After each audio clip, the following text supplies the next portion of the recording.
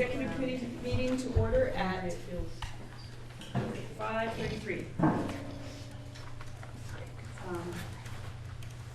Just to let everybody know, we have it on the agenda as anticipated for an executive session, but we will need an executive session to discuss litigation we're involved in.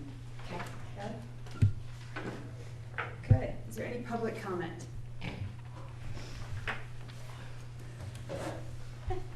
All right. Seeing none, we're down to the consent agenda. Is there a motion to approve the consent agenda? So moved. All right, is there a second? 3 seconds. All right, all those in favor of approving the consent agenda, please say aye. Aye. Any opposed? Any abstentions? All right. Moving on, executive limitations monitoring, we have the update on the financial report. Does anyone have any questions? It's in your packet.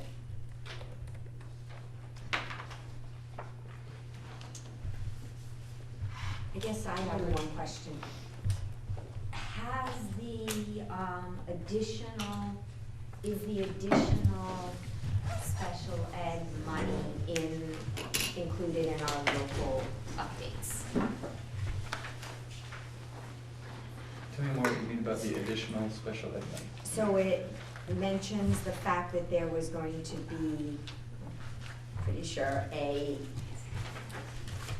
55,000 additional that was going to be spread out amongst the schools because there were additional charges to special ed. So I can see 10,000, it looks like, extra on Bristol, and I'm assuming that's that. So. And so your question is it in the budget? Meaning, is there sufficient dollars there to cover the cost? No, are we seeing it reflected in what we got today? Is that what that is? Like, so I saw it, I don't remember it from before, on the ANESU budget. Is that additional charge reflected in the papers we got? So has that assessment been reflected? Yeah, I believe it is in there. Okay, thank I think you. we made, because it was a 203 Patrick number, and now it's at 150, so. And so the difference is in there, okay. Okay. Right. Why would there be anything in your Bristol budget about that? Because it's an increased payment to the SU to cover that cost. The allocation line. The allocation Okay, line, great. exactly. We're finished with revenue and expense line, on the local budget. This is for FY17. Right? What was projected to need to be assessed to local schools to cover the costs needed to be increased. We still had revenue lines on the 2017, but we had rid ourselves of expenses, but the allocation expenses, what do you mean? Yeah. Yes. Okay, thank you. Any other questions? All right, we'll move down to the food service report. Are there any questions about the food service report? Brad? No, not really. I mean, I just, this time, when you see the zeros, the zero balance, I think I said before, Howard, I mean, could we look at cleaning up, adult sales, a la carte sales, I know these are strategies, but they're not reflected in populated lines. I mentioned it to Kathy, and she's gonna try to get better at trying to spread those as it goes over to the county. All right. Are we doing okay? I mean, the lines that matter, for student sales, 30% balance. Yeah, I mean, we're 56,000 to the good rate now. right now, yeah, I see that. Good. Good, all right, well, thank you. One thing that we can add to the food service is so the conversations are still happening about the joint food service with Addison Northwest. And there's still some details to work out, but that is something that looks like it will absolutely be able to move forward. Financially, we'll get some better figures, but financially it definitely looks like it will be a savings. Kind of hard to really get a gauge on precisely what the savings would be because a lot of it has to do with volume purchasing for food and things like that. And there's still some sort of organizational things we have to work out and logistically who's going to be employed by whom and how does the assessment work and all that. But it's something we're excited about partnering with Addison Northwest on and it looks very likely that that'll happen and there'll be some savings. And that would be fiscal year 18? Yep. Yep.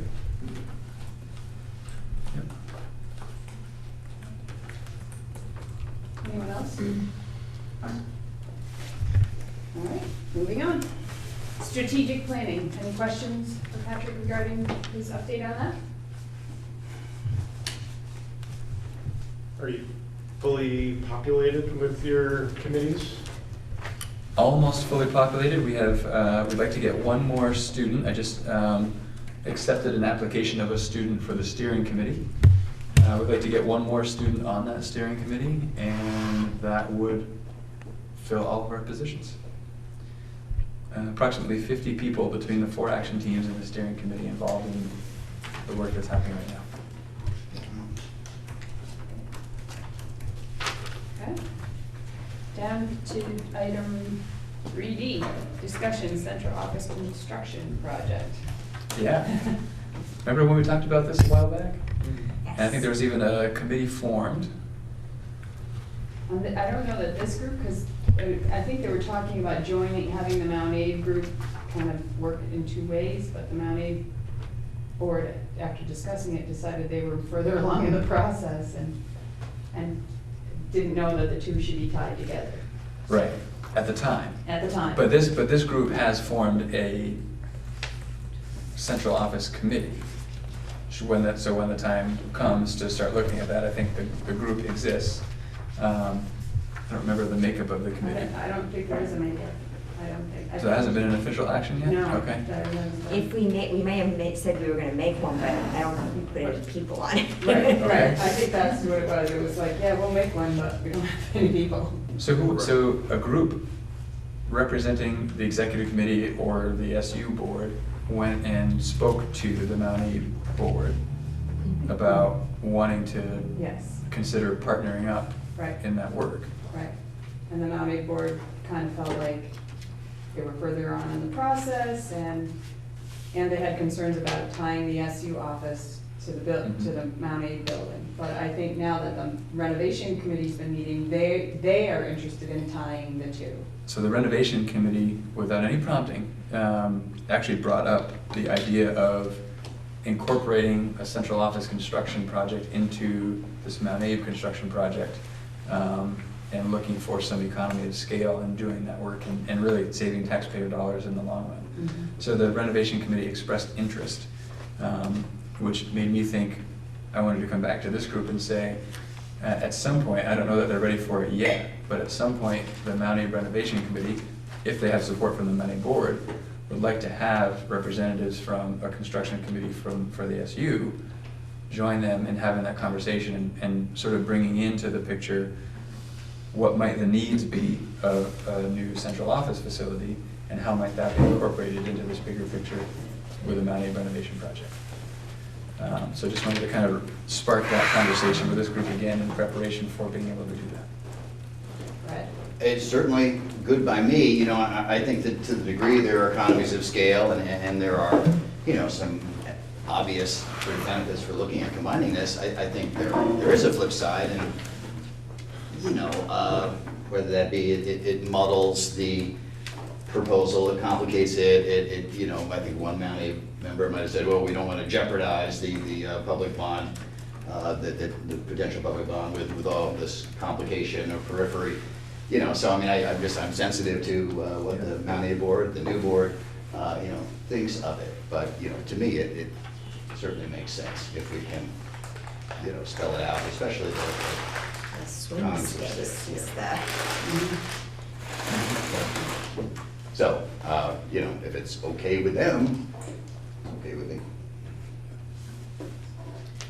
And I guess you'd have to accept that they might decide that that issue would be put farther out or, you know, put on a different timeline. Yeah, and I think really the commitment at this point is simply to be able to explore the potential of doing that. And that can only really happen together. I think for the Mount Aid renovation committee to have to think about what would the needs of an SU office be as they work to think about the needs of the high school wouldn't work. But should a separate group be thinking about what would the needs of an SU office be and have representatives of that group join the Mount A renovation committee, then that seems like something that's feasible in terms of bringing the two projects together. So if we sort of had that charge, that loose charge, so what about if the executive committee puts out a request, maybe to SU members, to see if there's anybody interested in working in a small group to gather the information about what the needs are of an SU office?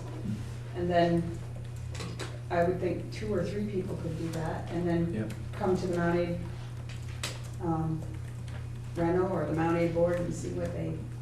And I think the preference of the Mount A renovation committee, again, assuming this is supported by the Mount A board, is if sometime in the near future, a group representing the SU could begin thinking about what those needs are and begin kind of doing that legwork, so that when the Mount A renovation committee is ready to engage them in that conversation, they can send the invitation to that group and say, can you join us at this time, at this meeting for that conversation? Then the SU group would be prepared with some information to share at that joint meeting. What do people think? Sounds good. Anyone else have any thoughts? So basically charging a subcommittee of the SU board or of this board. The Mount A renovation committee needs representation from the SU. They can't just do all this. You know, I mean, they are engaged in it, potentially they could, but that wouldn't be satisfactory practice, I guess, right? Is Well, it- I think they're gathering information around Mount A, that Exactly. it's specific to Mount A. We need some information specific to the SU office. But they've already agreed to consider the feasibility of combining the two Right, projects. they're, So they're they- thinking on their path, like, if that was in the works or a part of it, then that might solve some of their needs at the same time, I think is what. I think heard from that Chris. it came about really from the Mount A renovation committee, because people realized it's all taxpayer dollars, and whether it's the SU or Mount A, it's all 5 towns that are spending money for this. And the interest really came about, rather than continue to pay rent, doesn't it make sense, as we're thinking about a fairly large-scale construction project here at Mount Abe, that we think about no longer paying rent for the SU office and bring that into the fold in this project? Ultimately, spending taxpayer dollars more wisely. And the conversation did definitely ensue around some of the concerns that you mentioned, Brad, and what advantages and disadvantages there are in bringing the SU project in with the Mount A project. And those will be things that the committee will continue to have to wrestle with, but they're at least interested in exploring. And Jess was there, so does that all sound like what you were hearing? Mm-hmm. Absolutely. I think interested in pursuing the option if it makes sense, but also cognizant of the many factors that are going into the renovation. So I'm just trying to think whether I- our charge is enough. I'm still a little confused which committee is doing what. You know, it seems to me like the renovation committee is undertaking the study and just perhaps needs some input from us or a member from our board on that. I do see it as 2 different projects, and there's potential for the 2 to come together, but I don't think it's reasonable to ask the Mount A renovation committee to also think about what the renovation needs would be for an SU office. I think a separate group needs to really think about square footage, layout, all that kind of stuff, what the needs are, for the Mount A renovation committee to consider within the scope of the Mount A project. Otherwise, you'd have the Mount A committee needing to talk with central office folks about the needs there, and simultaneously getting a sense from community members and staff and students at Mount A what the needs are here. They would be doing, not necessarily double the work, but duplicating some of those efforts for different projects. And we do need to make it, you know, detachable should the Mount A board not want to incorporate for the reasons that we're Correct. discussing. Yeah. Yep. Okay, I understand.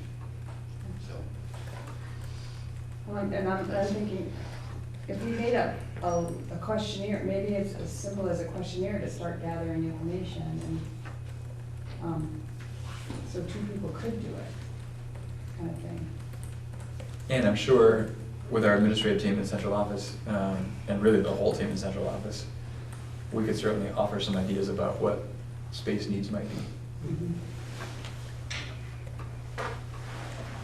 I'm willing to start working on it. I may reach out for some help if we want to start that way, and then, when we gather some information, then go that way, but I'm willing to start some work on that if you guys want to send input, or. Well, it doesn't seem to me like I think it has to be at least one person from here, but I don't think that there's any reason that anybody else on the group needs to be from us, Us being the executive the committee, executive, rather than the SU board.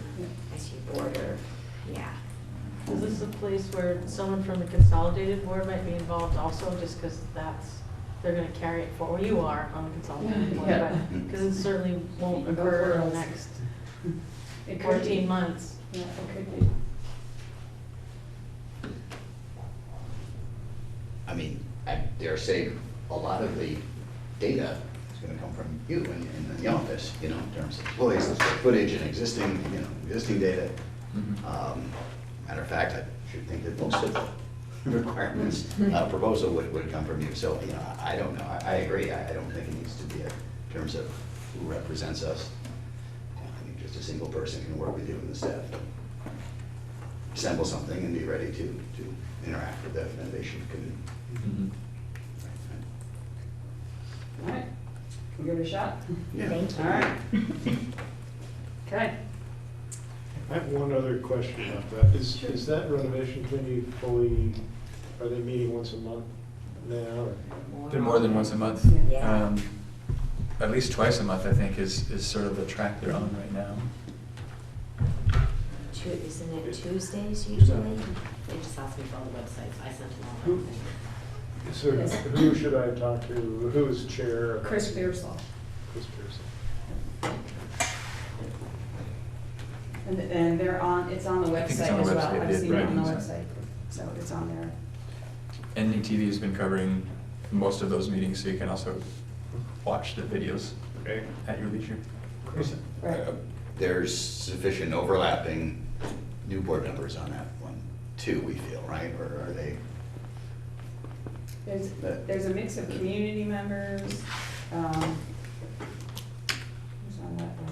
There are Chris. two Chris. board members, Two board members. Chris and Otto, Right. are the two board members, Mountie board members on And there. then there's a mix of community members, most, and teachers. And some teachers. Yeah. And several non-voting members just there to Right. sort of offer Right. information. So, But we don't really have new board members hooked in there well, yet. the or- idea is to bring a recommendation, they're bringing a recommendation to Patrick, and then Patrick is gonna, Mhm. either have changes or, put your touches on it, and then you're gonna make the recommendation to whichever board comes. When the time Some more comes. thinking about that, yeah. Yeah. Yeah. So, okay. Down now to an action item to accept the monitoring report for 2.2, and the enclosure in the packet gave you the feedback from the local boards, with the exception, I am so sorry, of Mount Abraham, we had feedback and it got stuck in another folder. So you have the feedback that was color coded in there, and then I can give you the feedback from Mount Abe, because I came across it. You also don't have Bristol, which is fun, and New Oh. Havens, but Yeah. Bristol had nothing to add. I could add a color. I don't have feedback, but I could answer yes or checks on. Yeah, they're there. You're Wait, you want from me to New do that Haven, right now? or- 2.2. I'm well on both, but do you want me to, can I Let's- do that let's- live or? Well. Mine's view only, Yeah, Oh, all right. So 2.2, Bristol had no comment, no feedback. You had just checked yes Yes. on both items and no feedback. Correct. Okay, so Mount Abraham on 2.2 said yes to both spots. But there were concerns about apparently Appendix E, when you clicked on it, it said under construction, so you couldn't see anything in the appendix. So, and they had concerns that just including a document as evidence did not constitute evidence.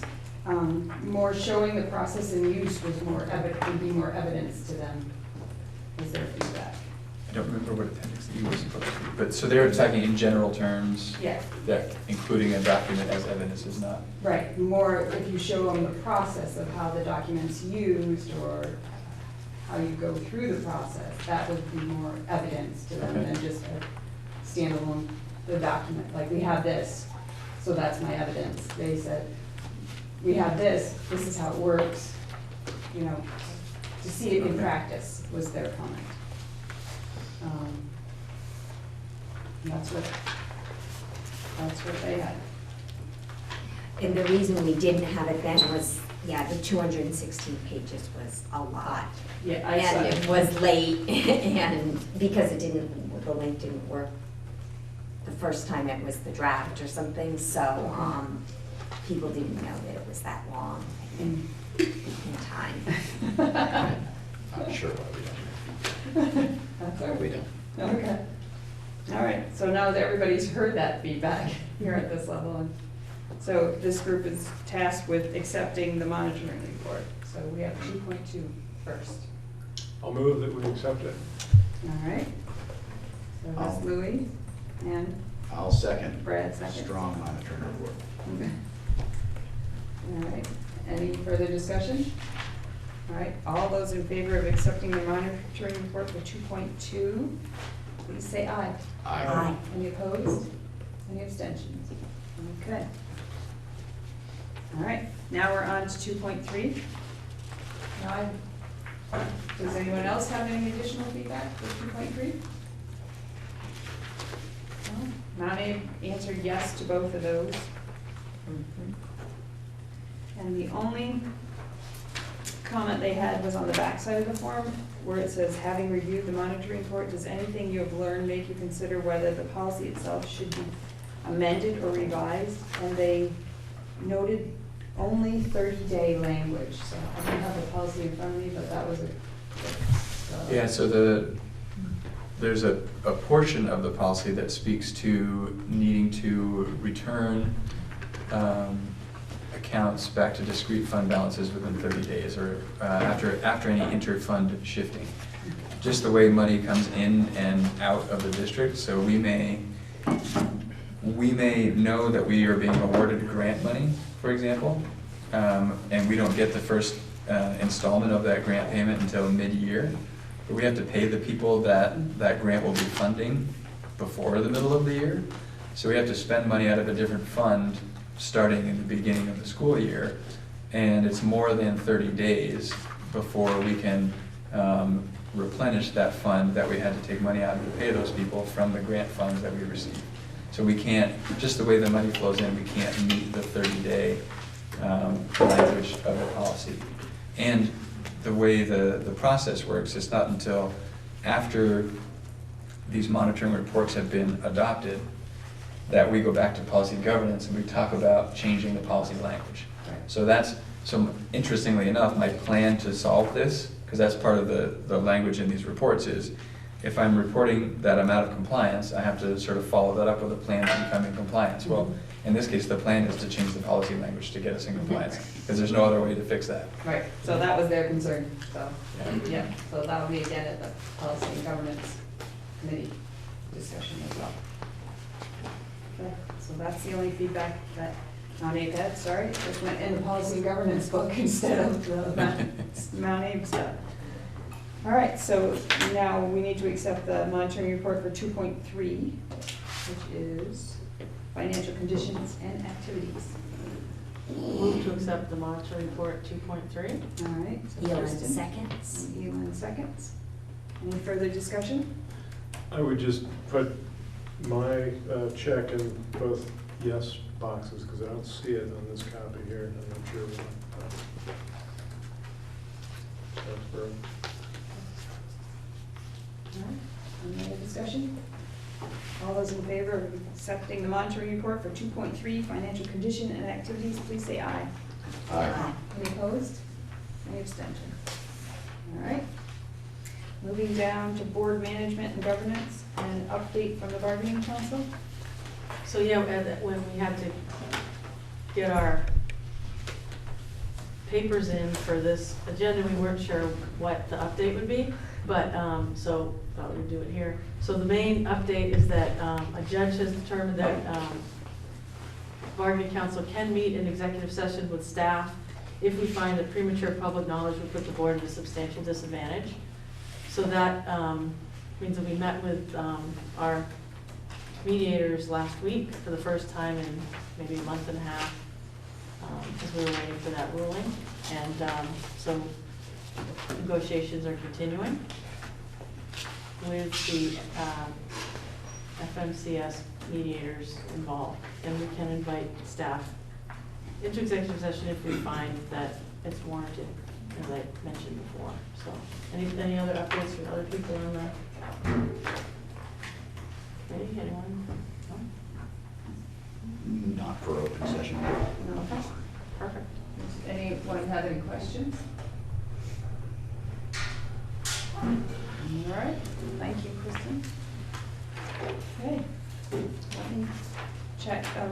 Maybe we'll do our meeting evaluation and public comment and then go into executive session so that if we run a little late in executive session, we can just adjourn the meeting quickly after, if that works for people. So does, Elin, do you have it up on the evaluation? Will in 1 second. Okay. Now I do. All right. I'll let you take it from there. April 18th. What's the level of engagement of all board members? Good. High. Aye, sorry. High, lower. Okay. Was the agenda followed, yes or no?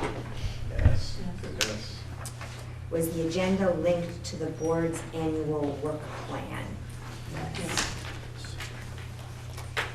There was sufficient board time spent on community linkage. That's not relevant, right? Not Right, for this same group. finding as last time. There was sufficient board time spent on ends discussion. Yes, no, not applicable.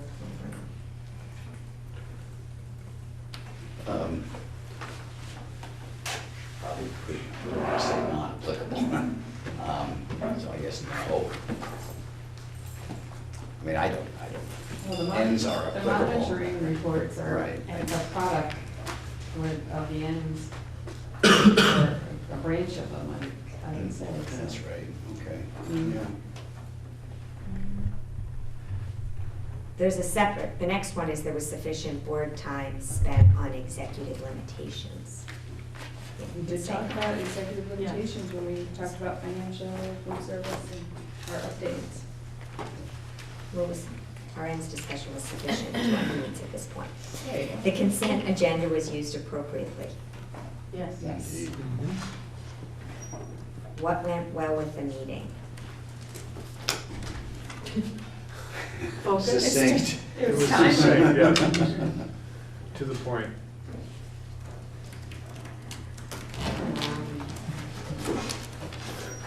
We had everything we needed.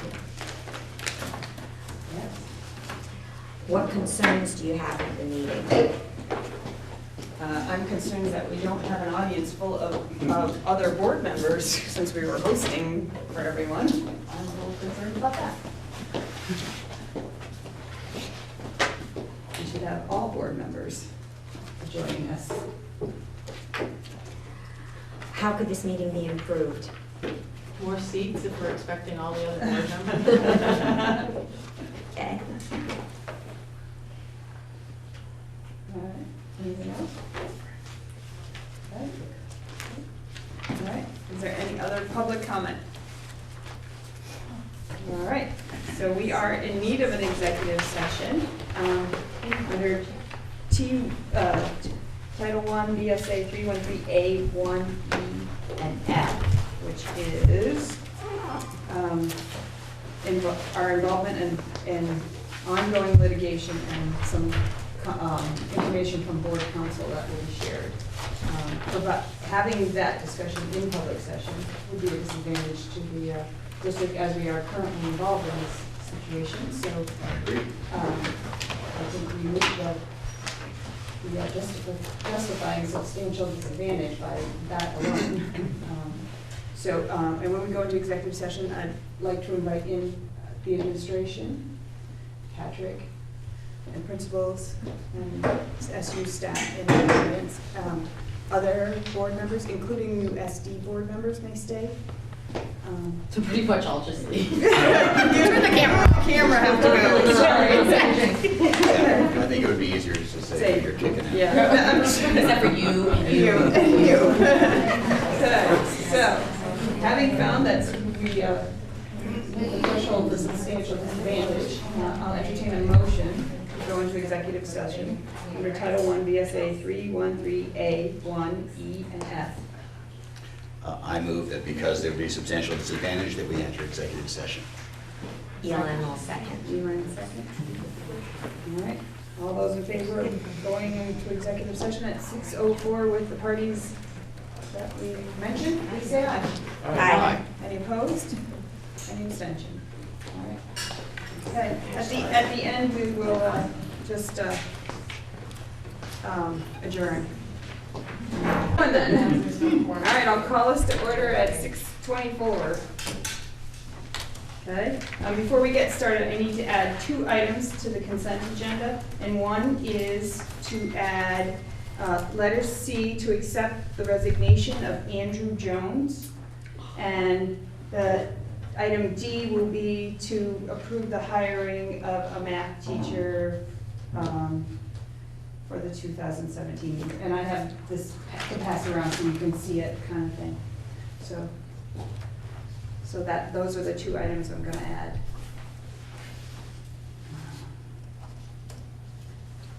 I don't think I saw names for the pay orders on the agenda. I didn't see them either, Yeah. so If you need people. yes, we do. All right, so is there any public comment at this time? No? Okay. Hey. Well, thanks for coming anyway. Thanks for having me. All right, now down to the consent agenda. I make a motion to approve the consent agenda. All right, Allison, is there a second? No, sorry. Jim? All right, Jim seconds. All those in favor of approving the consent agenda, please say aye. Aye. Aye. Any opposed? Any abstentions? All right, I think it passed. All right, moving down to the executive limitations monitoring update on the financial report. That was in your packet. Does anyone have any questions? I see we have Howard, so if you have any questions, Howard's going to take them. Anyone have any questions? No questions? No? Allison? Jim? No? All right, no questions. Excellent. Also included in your packet was a update from the strategic planning committee. Is there any comments, questions on that? Okay. All right, moving on. Down to board management and governance. Included in your packet was the renovation committee update. If anyone has any questions, Chris is here. We met last night as well.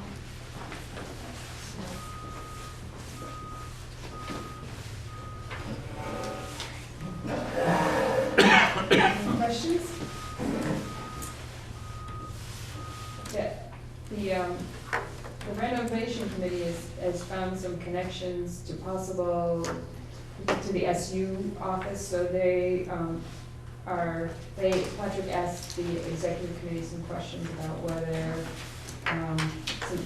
there'd be a group that could gather some information about the needs for the SU. So Patrick and I are gonna work together to gather the needs, and then when the renovation committee, or if the renovation committee needs that information, then they'll reach out and we'll have gathered that information from them.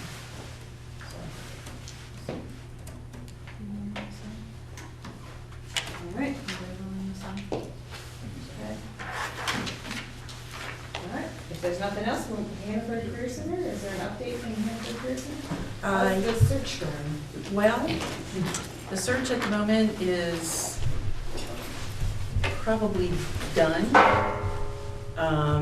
We had 3 candidates, or 3 applications, and 1 candidate out of there that the screening committee wanted to interview, and that person had to find out from the Agency of Education if the path to superintendent licensure was attainable, because the person didn't have one at the time, and the person found out that no. So the person withdrew the application. So now we have no candidates. We met as a board last Wednesday for our regular monthly meeting and discussed options, and I had to leave to pick up children, so if there was more conversation about future plans, I don't know what those are. So at the moment, the screening committee's done, I would say. We've met our charge. And so, as of right now, Lynn is retiring and we don't have anyone stepping in. So, but we're working on it and there's some ideas and stuff, so all in good time, I guess. We had board reorganization last week, so board officers, Jason LaRock stays as chair. Kim Farnham, you all appointed her as the community at large representative, so she is now vice chair, and I'm secretary. And then we appointed a budget policy committee and a facilities committee. And we have on May 6th, the Spring Thaw, which is a student fundraiser, and it's at Carol's Hungry Mind Cafe in Middlebury. There will be snacks and adult beverages, and it's a good fundraiser that they enjoy doing every year. May 3rd and 5th will be the fourth semester awards breakfasts. We'll have our meeting May 10th, monthly board meeting. June 1st is student recognition night at 7 o'clock at Middlebury Union High School, and they'll also be awarding scholarships during the day. And at night, it's essentially student recognition and Hannaford graduation. And the year is coming to a quick close. That's it. Any questions for Allison? All right, thank you. Thank you for taking that. Okay, we do not need an executive session that I know of.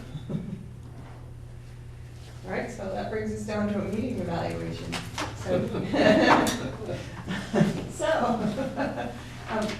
Chris, does somebody have it up on it that they can run through it? See if I can get it. Sometimes it doesn't work for me.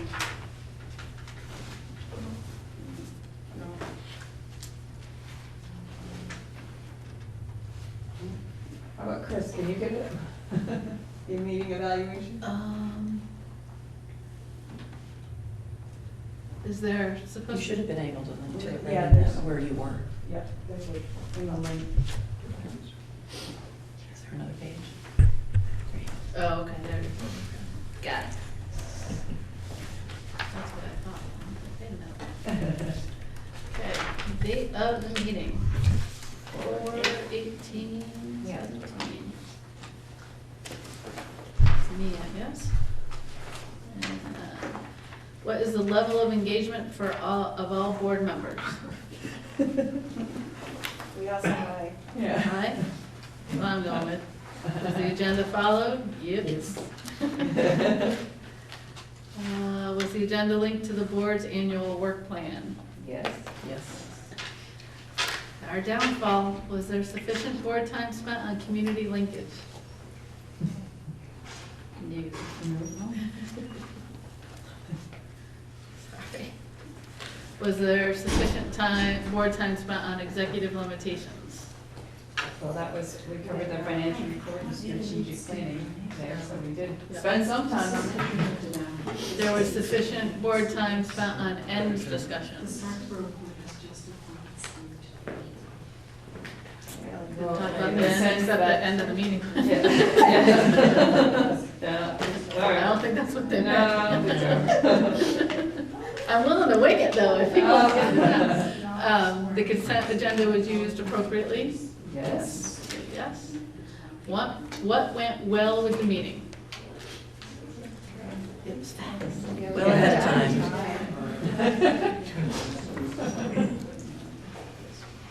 Okay, what concerns do you have with the meeting? Unfilled board positions? Yeah, attendance. Yeah.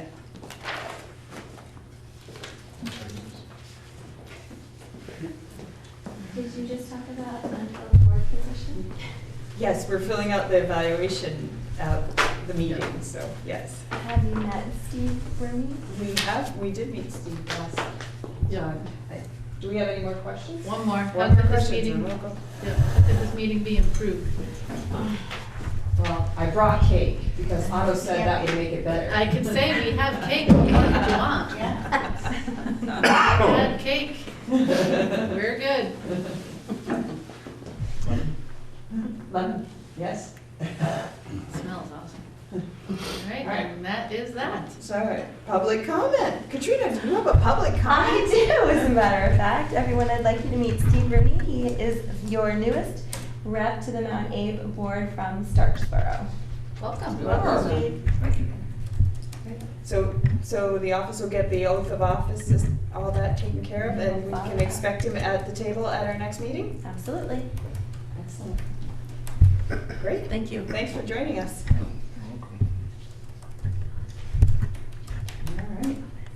Yes, Julie? I have a question. We lost our other line Yeah. on here. Yes. Is that gonna be a permanent? Yes, because in talking with the Policy and Governance Committee, the other thing was sort of a sidetrack, and really we should be sticking to our task as outlined by our policy, and the other was becoming sort of a way to get into the weeds.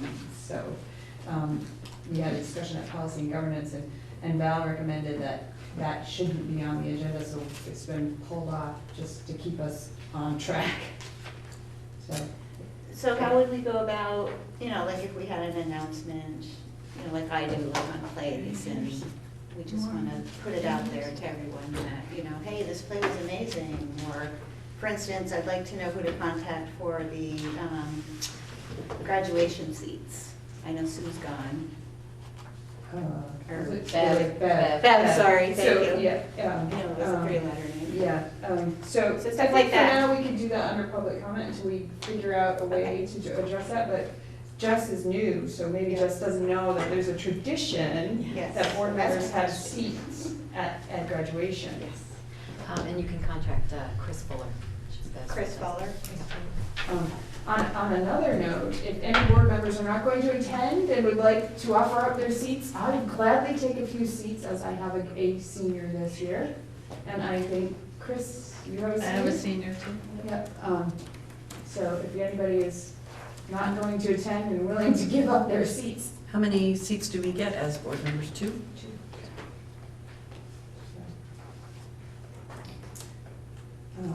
And the other tradition that I'm not sure is that board members from the Mount Abraham board, if they have a graduating senior, get to give their diploma. Give them their diploma. You can do anyway. I get to anyway. Yeah, you do. I get to Yes. anyway, but then they get to bump me out. We get to push her aside. For somebody else to get a chance. Who did you say for tickets? I'm sorry. Chris Fuller. Okay, we're just gonna put that in. So I have one, you can play with mine. Somebody use it, has a need for it. Yeah. Well, maybe we'll check frequently at meetings as we get closer to see if anybody else is not going to. Thanks, Joe. I'll give you each one of mine.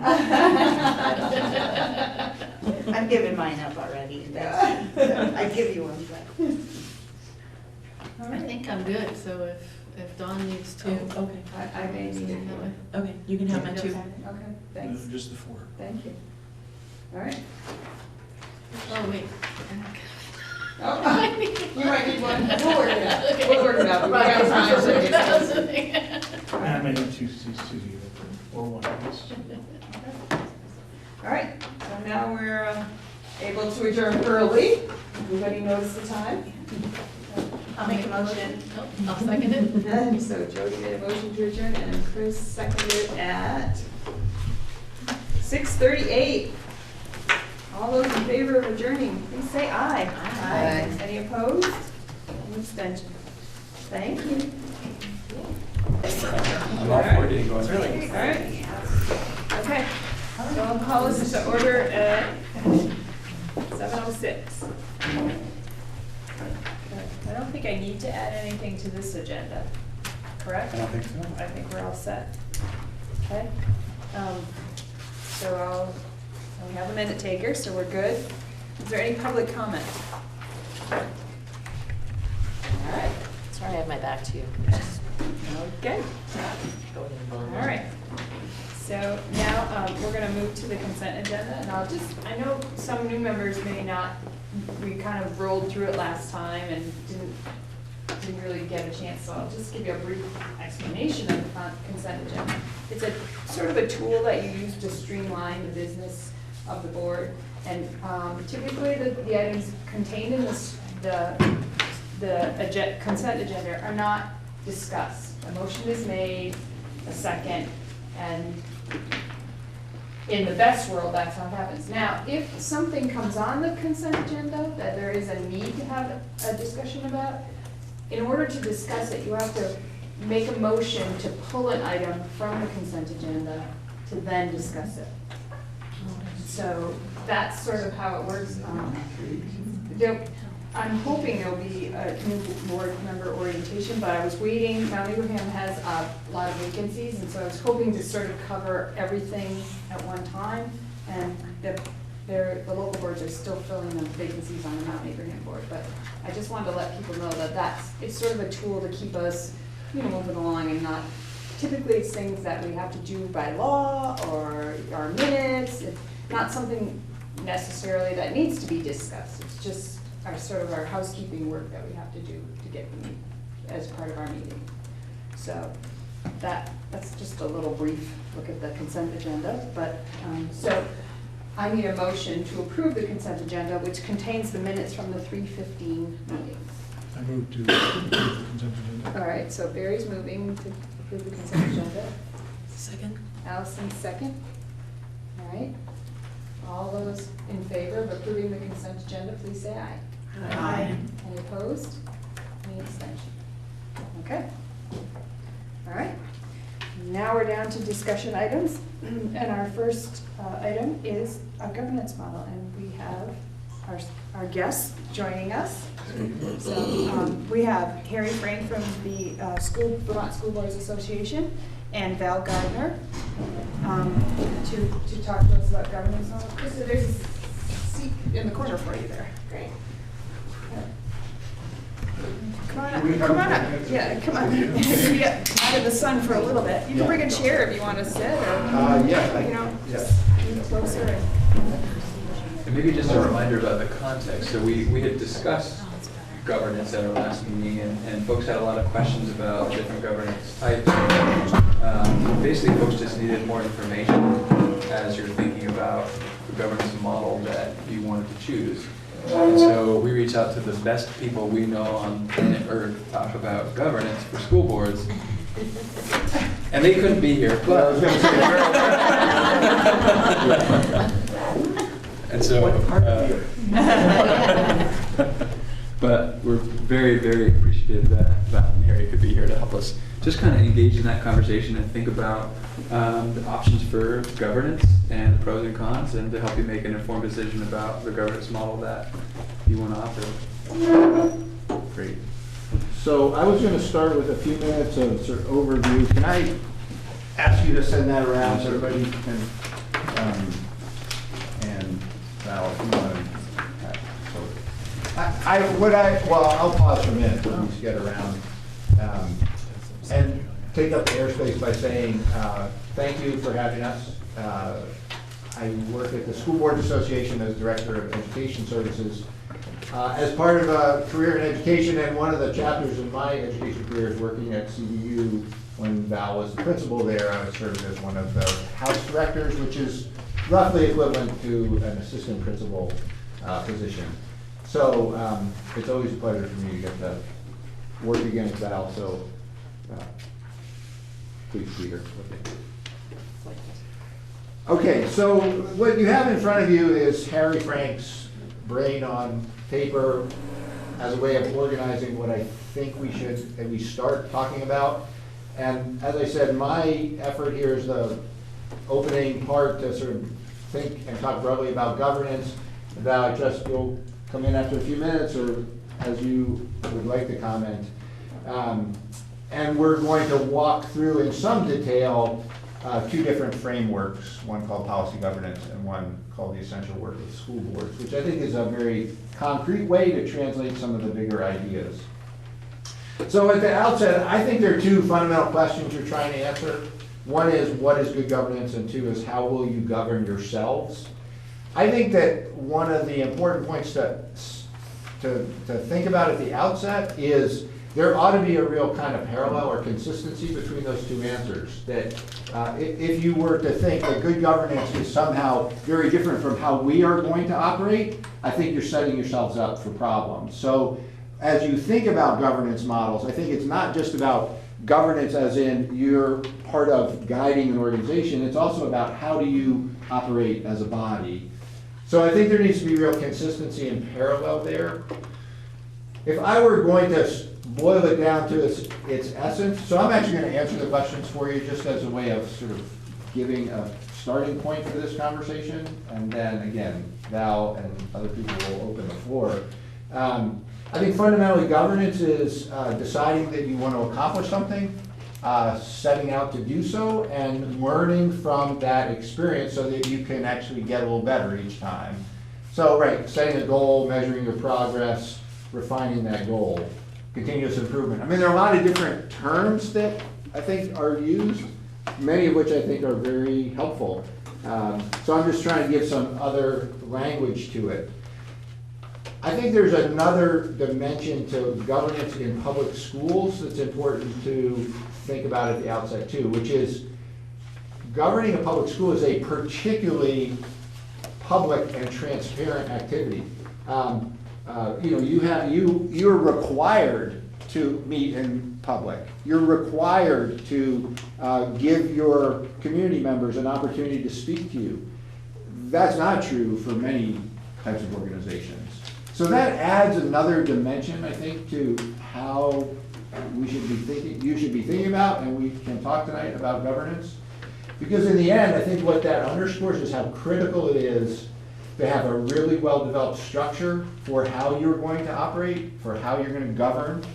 Because if you don't have clarity about that, real commitment and effort, and that doesn't mean you're going to be perfect at it. I mean, I think the process of learning is one that includes making mistakes. But if you don't have a clear structure, there's no way that someone that comes in that's not part of your board as a body can access you effectively and can engage with you, and vice versa, that you can engage with them effectively. So those, when I think about those big questions, those are the kinds of abiding principles and building blocks that I think should be part of your conversation. As I said, I think we'll get into what that looks like in terms of some specific models. But I hope we have some conversation around those broad questions, and maybe I'll just pass it to you at this point to pick it up and take it where you'd like. I guess I'm curious, how many people here have had experience on boards of any type? School boards, nonprofit boards, select boards. So you ran for school board knowing something, right? And wanting to serve in some way. I think one of the things that becomes really important, Harry talked about it, but being clear on what your work is as a board and how people engage with you. I think it's very important when you're dealing with the public, when it's a parent, when it's a student, when it's a member of the broad public, that they know when they walk in here what to expect from you. But I would also say there's a charge in governing that not only do they know what to expect from you, you've been clear about where you're taking the organization, where you want the school to be. And you're going to weigh that vision that you put together in talking with the community with whoever shows up here. Because generally, when people show up at board meetings, they've got an agenda. And your job is to determine how does that agenda match with where we want to go, and do we have systems in place that have a way to address the greatness that they want or the concern that they have. So that really becomes, a board has to be clear on how it's going to function within its own membership, so that people don't say, wait a minute, you made that decision Tuesday, and it's a month and a half later and you've made another decision. What? Wait a minute. Does it matter who shows up and when they show up? So part of the work Harry's talking about is governance is not just about management, it is really about what you believe your role is in this capacity as a school board member. And then getting really clear about that, so whoever's dealing with you, a student, a parent, a member of the community, can then say, I know the ground rules. I know where to go. I know what's expected. And oh, by the way, the board listened to me about what I thought were the values that were important for our school to be shown. I might also throw superintendent into that in terms of knowing sort of what that relationship is. Absolutely. Staff, superintendent, even, I think the policy governance model gets really clear about who you work with, but other governance models may have different ways of thinking. But the clarity about what your work is aboard and how you direct that work of the other staff in the school or in the organization becomes really important, so that people know how that happens. Maybe it'd be helpful to hear you all think out loud with us. Can I just provide one more piece to this? Because I think you're leading right there. And again, I'm looking at this outline that we just passed around. Under the second section, governance resources, the notion here is there are frameworks that will guide good governance. And let me jump down to policy governance and try to summarize, I think, what Val was saying, and then extend it a little bit. You know, the beauty of policy governance is I think they have distilled the work into, 4 basic areas. And I know that some of you are more familiar with policy governance than others. I don't think I should be the one trying to walk you through a description of policy governance at this point. But what I do want to say is that model has framed things both very concisely and in a very kind of interconnected way. The essential work of school boards is really the Vermont School Boards Association attempt to produce a similarly cohesive structure out of a slightly different context. The context being very specifically Vermont school boards. But there's there really is complete consistency and alignment between the components that are listed under essential work and policy governance. And if it would be helpful at some point along the way to try to connect the dots, we could do that. But I think the overall point that both of the models reinforces is there are very specific responsibilities that you have. There are very effective mechanisms for fulfilling those. And it takes practice and commitment, but having a framework is really critical. So I thought it would be helpful to at least identify that. There's some other material there that maybe we'll touch on later. But the other thing that I want to bring forth, while I deal with a lot of boards and policy governance, I'm not here to convince you to use policy governance. That's your decision. And so my role here tonight is to do 2 things. One, answer any questions you have, provide you with some understanding of the model, and also garner anything that people who have been working with policy governance for the last 3 or 4 years, and more importantly, the committee that's been working for the last 1.5 years on it, and their take. Because I am coming in as somebody who doesn't know your, well, I would say, knows your community pretty well, but not as well as you do. And I am not here to advocate for policy governance. I have a knowledge base, I know its strengths and its weaknesses in many ways, but I'm here to really respond to the questions that you have and provide a framework. Okay? So I'd open it up for, what do you want to know? Or what would be helpful? Krista? I was thinking that maybe for the folks, I'm thinking of you, Don, but I think others, that could help us understand how we got to become a policy governance board in the first place, and maybe what's worked well and what hasn't, just to give us some perspective, because I know that was a long, thought-out decision and a lot of investment's been put into that. So it might be helpful for us to get a better idea of how we got here. So I know Starksboro piloted trying it out first. The Starksboro School District piloted the sort of policy governance and practice and tried it out, and that was, you know, the other individual schools were doing their thing, but so Starksboro tried it first and liked it and thought it was a useful way to change the way you looked at things. It wasn't so. I remember that that when they talked about it to us, saying you didn't feel like you were putting out those constant little fires, like, hey, the roof, hey, the parking lot, hey, you know, kind of thing. It was a more, look at what do we want our kids to do? What do we expect our kids to do? And how is that gonna happen? And what part of it are we looking over, and what part of it are we gonna task to somebody else to look over, kind of thing. So, and they did community engagements. I remember when it started, there were a lot of community engagements around the 5 towns that went to gather information, and the community engagement piece didn't, you know, people weren't coming and saying, I want this, I want that kind of thing. It was overall goals, like, we want kids who are lifelong learners, and we want kids that, you know, do this, and these are the goals we want. You know, kids learn when they make mistakes. All this feedback they got, and so they used all that to sort of come up with the ends and that part. And I wasn't actively involved with that. There was other groups of people that were working on it. So Starksboro really did the footwork for it, and then it came out to the other boards, and the other boards accepted it as well. I think in the beginning, the community engagement piece was great, because there was a way to hear from your community that was meaningful. It wasn't just that they were coming to board meetings when there was something wrong and complaining. There was a big discussion in groups with a lot of people about what was important to them.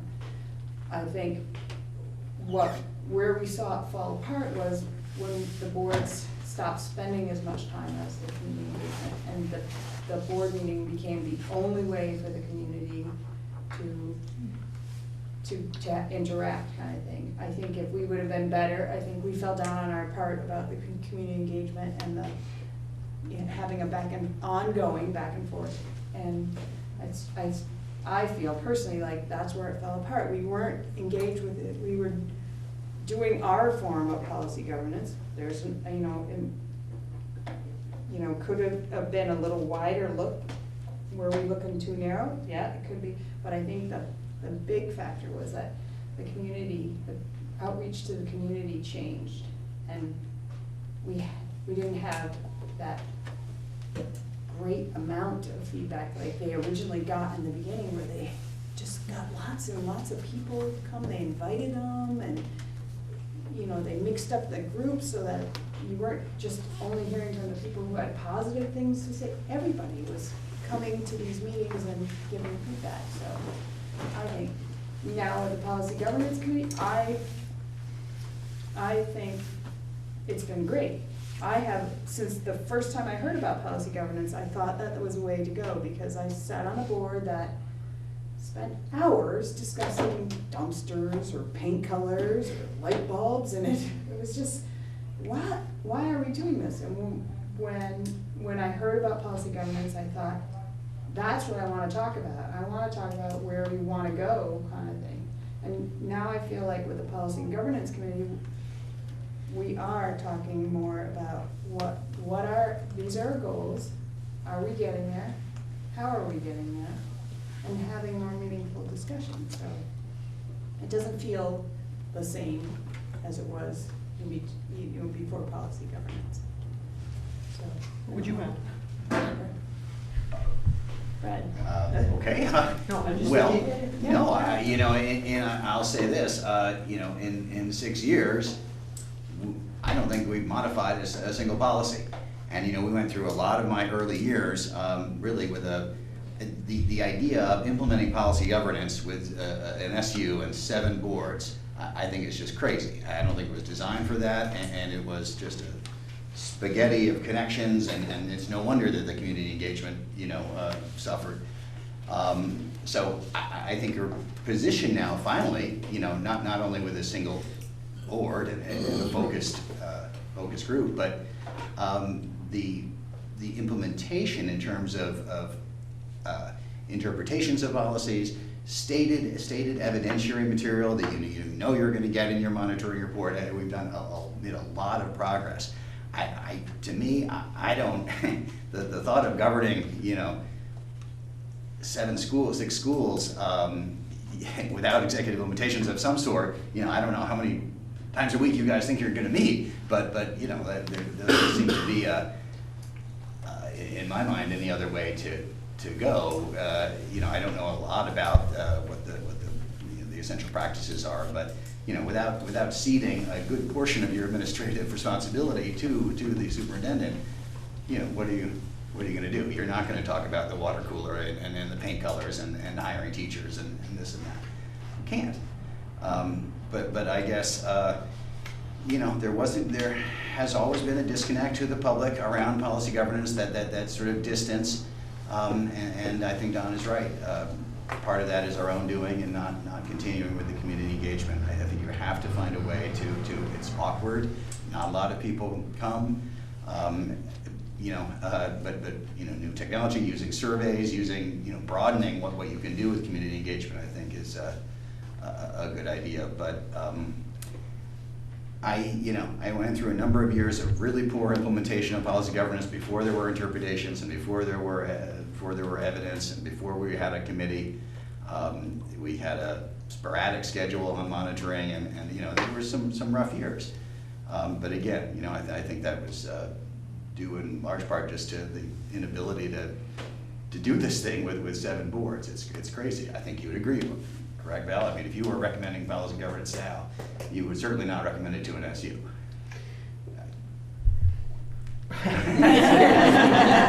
It was the structure of Vermont, and what I would offer in terms of having been involved with the initial training and working with the Stark Squirrel Board up until the current work with the representation from all boards. Here's the piece with policy governance. It requires a discipline, a commitment, and learning that you may not need to get to be in another form of governance. And so what happened, and this is not unusual, people started out with a level of understanding of policy governance and went what I would call policy governance light. We're going to pick and choose the pieces of policy governance that we want to do. We'll monitor the ends. I think you got pretty strong ends policies, and you were thinking, great, we know where we want to go and we're going to go there. And perhaps some other efforts were not done, like where's the superintendent in all the things we were worried about? Finances, students, staff. And so it requires the board to do some learning, to make a commitment, and to hold an accountability that is much greater than many governance processes. And that accountability is twofold. The accountability is how are we working as board members? How are we committing to the community at large? And oh, by the way, Superintendent Reen, how are we doing getting where we said we want kids to go, and we need to know that? And how are you doing about not screwing up on things? And I would say this SU is not alone. people started to implement pieces and parts of policy governance and not the whole model. You need to implement the whole model. And I think the other component I would add is I watched your policy and governance committee struggle with the governance structure in Vermont. When I went through the training, we went through 5 days of training and we got to the end and we explained the governance model. And the person looked at us and said, this is gonna be impossible. Because you have 7 boards making decisions about kids. And there needs to be coherence. And when we were working through the adoption policy for going through either the policy or the monitoring, where does it go? It goes to the local board, and then it goes back to the executive committee, and then it comes back to the local boards again, and then where does it go? So there was a complexity added that, and a lack of knowledge about what's the role of the local board in this work. And I would also say that the superintendent maybe needed to make monitoring reports for each board, which is impossible to do. Because there wasn't a culture, I'm gonna put a monitoring report that has all of the schools in it, and everybody's gonna see that. There was not the culture of, I don't want mine in with theirs. But this one board will facilitate the ability for the superintendent to produce a school district-wide report, and for you as a board to figure out how you're going to function as a board. So policy governance speaks to 4 areas, and it's written in policy. And you're required to really say, did we do that? Every year. And the 4 areas are, what do we want our organization to produce? And you've got those as the end. So why are the schools in place, and what's the result we're gonna see from our decisions? The other is called, what are we gonna hold the superintendent accountable for in managing the school? Financially, how he treats people, how he protects assets, how he deals with the day-to-day running of the school. Because what in policy governance they're saying is your job is to look in the future, to set the direction, and hold the superintendent to get there. And you set some parameters around that. And so you're clear to the superintendent, here's where we've delegated our authority. I will offer it, Vermont is one of the few states that has the board hire teachers. And in some communities in Vermont, that means they interview, they select, they look at the resumes, and they decide who's going to be in the building. Because by statute, it says teachers are hired by the board. What policy governance does is said through policy, we're delegating that to the superintendent, but we're not leaving it there. We are going to see yearly how well you're doing with that. And you need to bring data, and you need to bring evidence, and you need to tell us whether you're in compliance. And if you do not think that's true, you get to say, we're going to go and look. So there's a check and balance on the superintendent. The other 2 areas are, how is the board going to work with your superintendent? And how is that going every year? And the 4th area is, how do we as individual board members and as a full board work together in board and with our communities? And we hold each other accountable for that. So that's the essence of policy governance, and if you miss any one of those pieces, the chances of it not working well are great. Because you're now saying, I don't have the information about how the school's running. My job is to make sure the school's running well. And if you don't have that information from the superintendent, it's a guessing game. So that's sort of the essence of policy governance. And it's a learning process. And I would say of the policy governance boards who are messing around with it in the state, there are probably 3 that have been at it for 6 or 7 years that are finally getting it, because it's a big learning curve. And there's a lot of work that you need to do as a board. And so what I would offer, it is something you need to commit to. You need to commit to learning, because one of the things that is in policy governance is the board has to educate itself. Not about policy governance. What are the trends that are coming down the road? What's happening to education?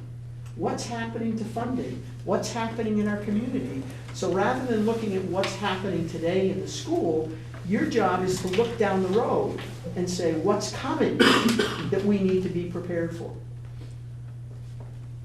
You need to take practice. You have to practice at it. And I would say, in some communities, it takes some courage. Because if boards are used to being the place that the community goes to get its issues resolved, so if I show up at the board, they're gonna take care of me, it takes courage to move to a different model. I don't think that's been the model in this SU. It has been the audit model in some schools, where the board really runs the school in some way.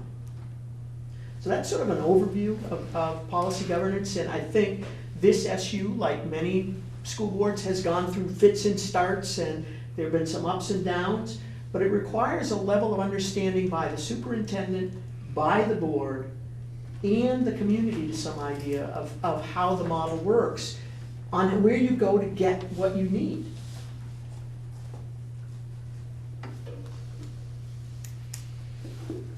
Well, I don't think we're here to do sort of point counterpoint, but I would like to say that, you know, the model that we have designed was really based on policy governance.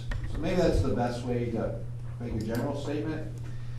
And I'm just trying to think about, if I'm sitting in your shoes, how to navigate this. And I hope you'll offer further questions and comments. But here's one of the case studies I put before board members more than any other is the one where, you know, you're walking down the aisle in the grocery store and a parent approaches you and they're really unhappy about something that just happened in their kid's classroom. Because in that moment, there's extraordinarily powerful opportunity to convey what's the board's job, how does governance work, and how can you get what you need. And if you don't do that for people, whether it's in the grocery store or at the board meeting, it will eat away at whatever practice you have. So, right, the response is, look, I care about you, I hear your concern. You know, we have a really thoughtful structure in our school system.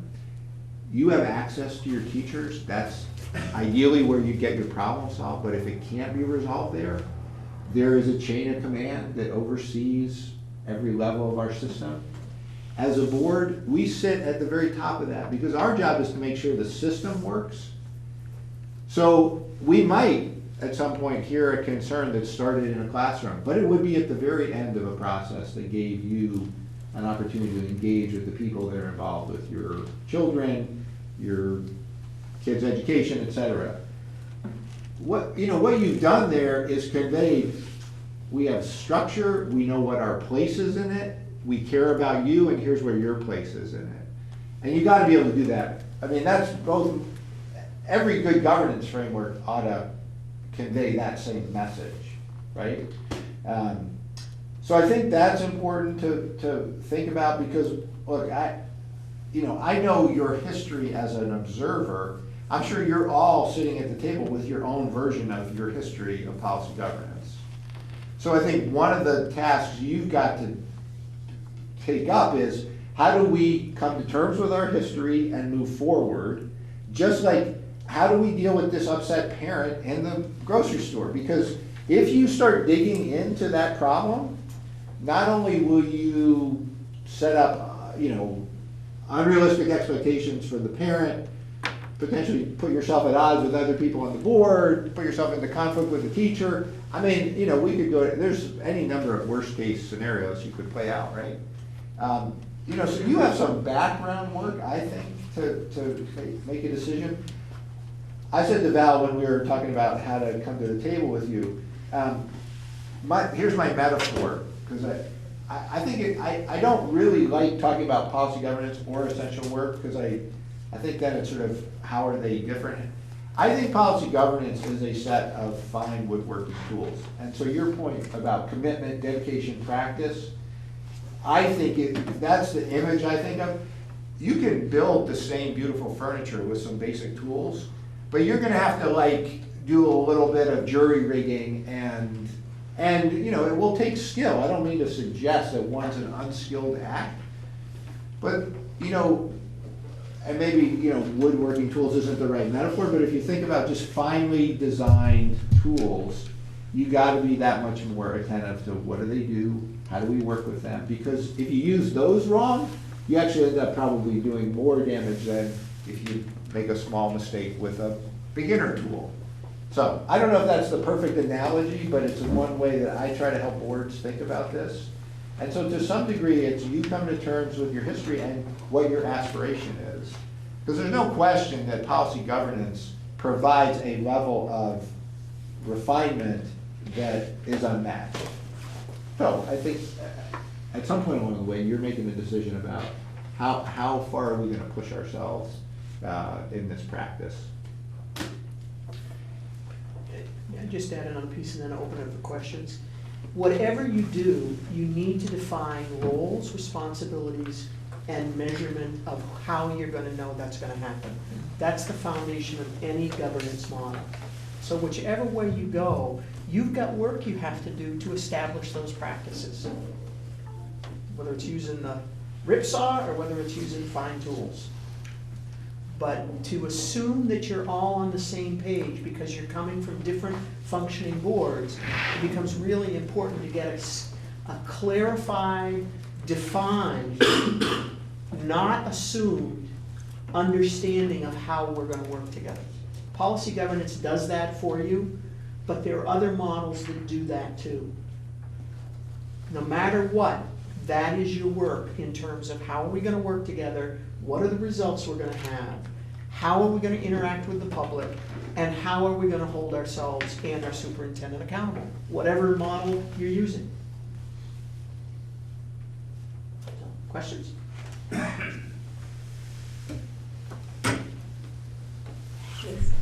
So, from what I understand, there's a committee that is halfway through over the last year, and they have another year to work on the second half of establishing what policy governance would look like. And so if that group's work is half done, I'm assuming that and since we've talked about adopting that, that means it is in such a way, it's not just set up for a local board, they're doing it in mind of the supervisory district or the school district. So should we look at what they've done and see if it makes sense to us? And because I know they were asking, the people working on that were asking if they should continue and do the second half of the work there. So should that be something we should do, is look at what they've done so far and read through it, kind of thing? And see if we want to adopt it for when we start, for when this board becomes active. Can you remind us of your timeline again, Dawn? Like, what kind of where you're at and. For the policy and governance work, we had set some goals and we've been through what we had drawn out sort of as our work. But we are planning on meeting next 2 weeks. 2 weeks, yes. In 2 weeks, there's still some things that we could continue to work on, but Mary Kate, when she met with us, was recommending that if you're gonna go on this path, that the Policy and Governance Committee is recommending that some of these board members join that work, so that it's not just the old boards doing the work and there's no connection, so they're looking for. Yeah, I just wanted to comment as far as that. I think that's gonna be important because you were saying we have to practice, and most of us haven't engaged in this whatsoever. So in order to practice, we kind of have to have more personal involvement.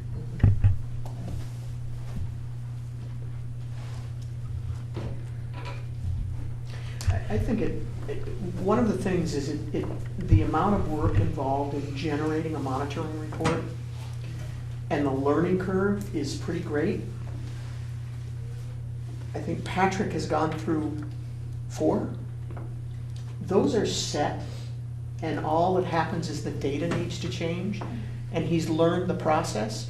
I think it would be really helpful for you to take a look at a couple of monitoring reports, both from Patrick's perspective and from the board's perspective, and say, what's this tell you?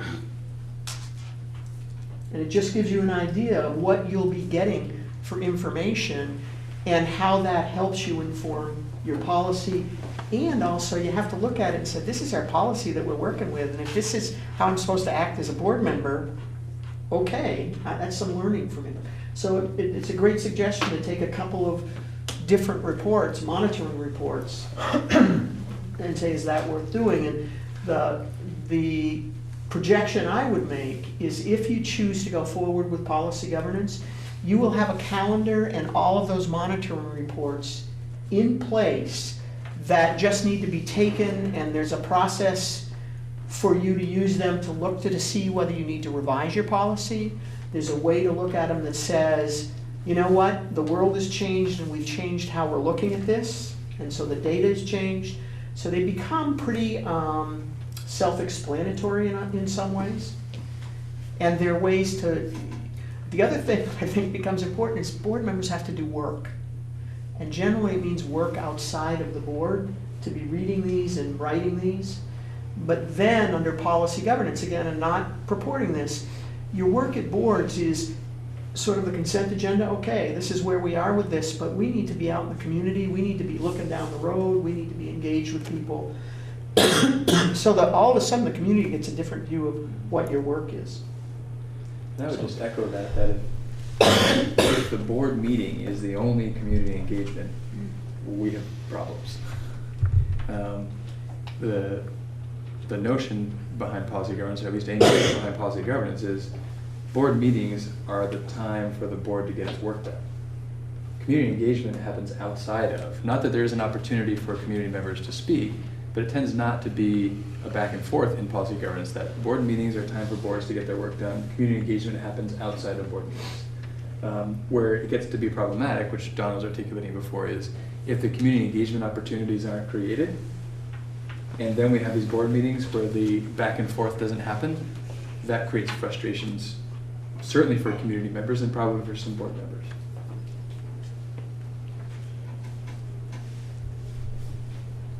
In the work that you guys are doing now on the P&G committee, are you guys thinking about the process still in terms of 7 boards, or have you started to think about how it would look? And I'm asking because I'm thinking about when we met last time, and some of the concerns people have had about policy governance is that it seems so complicated we can't even articulate what it is, and I think some of that comes from your efforts on that committee to try to address some of the holes and refine the process more, but still in that 7-board mode.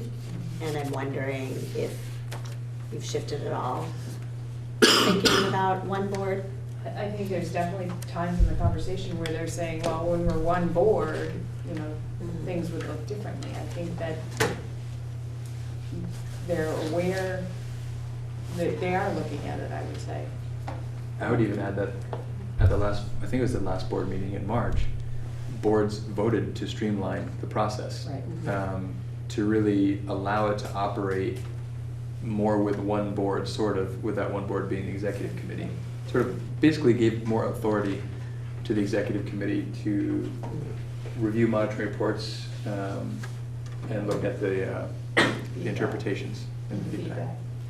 So the work, slowly the process has been evolving more toward what would work best with a single governing body.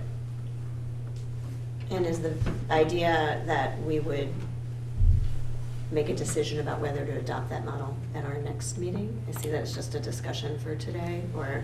Yeah, it's not a, I think it's on as a discussion because it's not a decision to rush into. Mm-hmm. Having said that, the Policy Governance Committee is at an interesting place and needing to know, I mean, if the decision is not to go forth with policy governance, then the amount of time that would need to be put in to continue the work that has happened over the last year and a half or so seems like it's not a wise use of time. Maybe aspects of it would certainly at least change the scope of the work that policy governance is going to be taking on. If this board decides not to adopt policy governance. If this board does adopt policy governance, then the direction is clear and it's already laid out as to what policy governance would do. It's just a matter of how do we engage members of this group in that work for the learning piece, but also for the accountability piece. Allison? I was gonna add to the part about the monitoring reports and 7 boards versus 1. I would say that we've moved toward essentially 1 monitoring report for everybody. It used to be each board got an individual monitoring report from the superintendent. So there were 6 schools that got their individual monitoring reports, and then the executive committee got one for the SU as a whole. And everybody voted on their own monitoring report, and now we only get 1. And it's all in all 6 schools, the entire district, or supervisory union. It's all in that 1 report. And then all of the boards vote on it and they approve it. And if there's any feedback, then it funnels through the executive committee. But we've moved to that 1 specific, I mean, there are different monitoring reports, but there's only 1 that gets generated. And really only the executive committee adopts Right. the superintendent's monitoring reports. The Yes. board of monitoring reports are adopted at each board. So my understanding is we have this opportunity to look at other governance models, but I'm not hearing that necessarily we're doing that because there's some pre-existing problems with policy governance that we're trying to solve with the new structure. Is that correct? I haven't heard.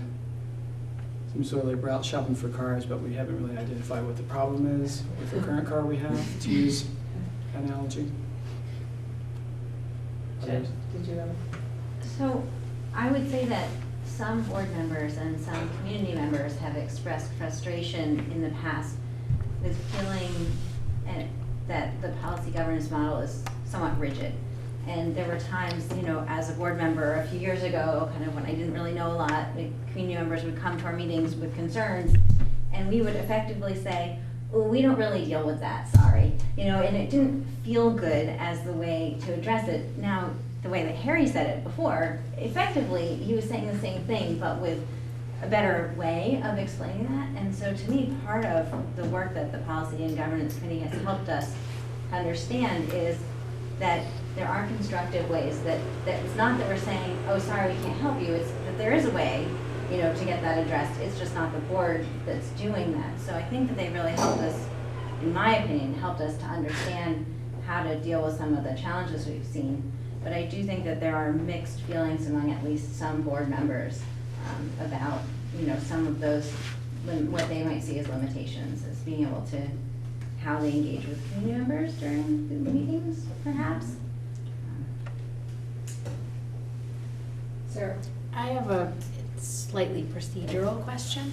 At almost every board meeting I've been to, there's been something that's been read and then they approve it. Is that continue after this whole, like at every meeting after this whole 2-year cycle or review of everything is over, or? So you mean like a monitoring report? Is that what you're? Was that? The consent agenda.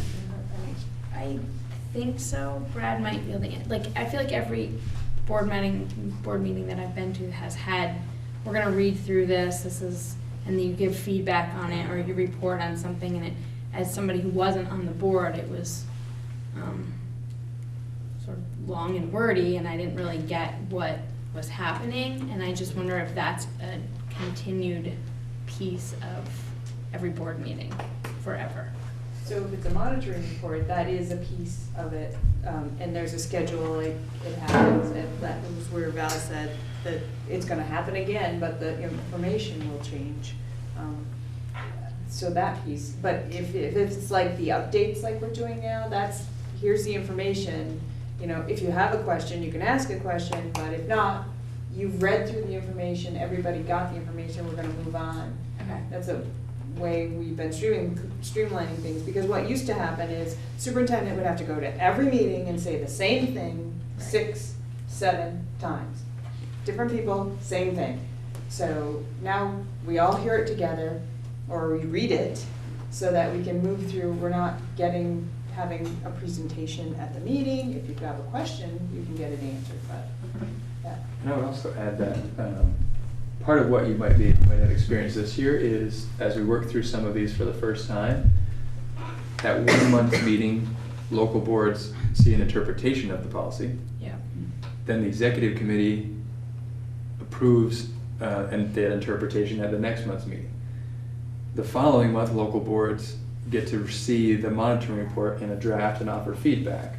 And then the 4th month, the executive committee adopts that. So for one monitoring report, it's 4 months worth of work to get to that, which is why it feels like at every meeting, we're reading something and making decisions or offering some feedback on it. So that.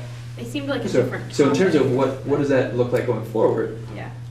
For the most part, those interpretations don't need to happen. They have been interpreted. So it's Okay. only should an interpretation need to change, and there are reasons why that might happen, do we go through that process again. However, it's still cut in half because it doesn't go to local executive and then local executive again. There's only one group. It comes here for interpretation. Assuming the interpretation's okay, it would come here for adoption and a monitoring report following. I would offer, you don't need to bring a change in interpretation. Okay. The reason it was brought through was for people to get an idea of what it meant to have a reasonable interpretation, and really to inform the board and educate the board. But from now on, in the model, what happens, whoever's presenting that monitoring report, it is brought to the board. The board determines how it will review that report. A board of this size, generally you assign 2 or 3 people to read it outside of the board meeting. They complete a checklist and say, is it okay? If it's okay, it comes to the board and is on consent agenda. Okay? But it should not be dealt with in the board meeting unless it's out of compliance, there's something wrong with it, or there are issues with the report. Otherwise, the board is seeing this information. There are delegates on the board who are saying, here's what we're seeing. It's okay or it's not okay. But you don't need to spend time in board meetings. That was the Policy Governance Committee's attempt to get people to understand the model better. Could it have been the review of the policy that we were looking at? Because we were going through the policy one section at a time each meeting. And that might have been what you were seeing in the Last year. Yeah, because under the model, what Patrick is required to do is tell you what he thinks that means, and then provide evidence to show that he is doing what you told him to do, or the basic executive will not do. So, So you may be able to answer, so what does monitoring progress look like outside of policy governance and a monitoring report? So I mean, if we're not using policy governance, how are we, and you're not creating a monitoring report, how are we monitoring progress against the goals which we have set to achieve? Yes. I have a thought on that, but we're. I guess it's an open question.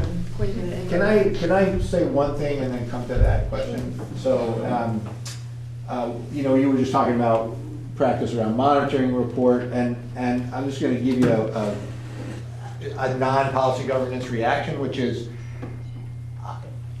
there's a lot of work behind that. Because if I'm sitting in the audience and I hear, the 2 of us reviewed it, we checked off the list, we're good to go, the rest of the board's like, good. I can tell you that I'm gonna start thinking, well, wait a second, what's going on?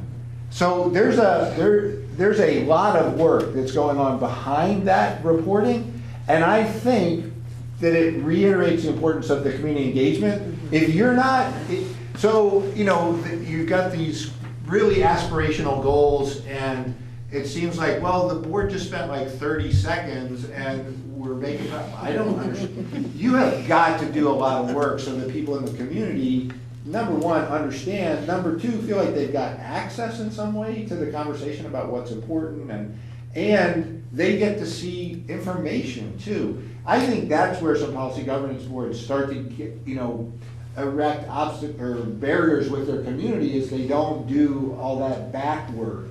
Well, I think there are 2 parts, Harry. There's the back work, which depending on what you're doing, whether it's a board report or whether it's Patrick's, there's some expectations. Patrick is engaging people in that work. He's not sitting in his office just making it happen, that he has done work with parents, he's done work with students, he's done work with the staff, with his principals.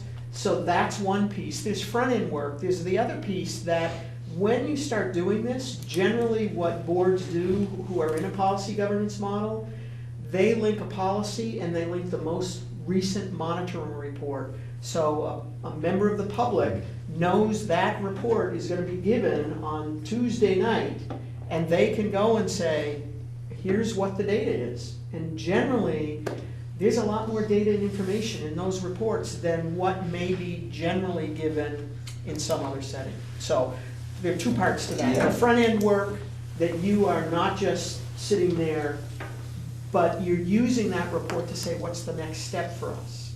And that those reports are public, they are not private to the board. So I wanted to come back and try to answer your question. So what would a monitoring, or even if it were called one, so on some level, I think it could be exactly the same basic information. It would be formatted differently, likely, because, I mean, just picking up off Val's comments, you know, typically a policy governance monitoring report, right, would have, correct me if I'm wrong, you know, here's the policy language, here's the superintendent's interpretation, meaning this is what I think this means, we've talked about it, you agreed, here's the data I'm gonna use to demonstrate that I think we've accomplished these things, and in summary, I think we're successful. So that's, I mean, I'm probably not doing justice to policy governance right now. So what would it look like if you didn't have that format?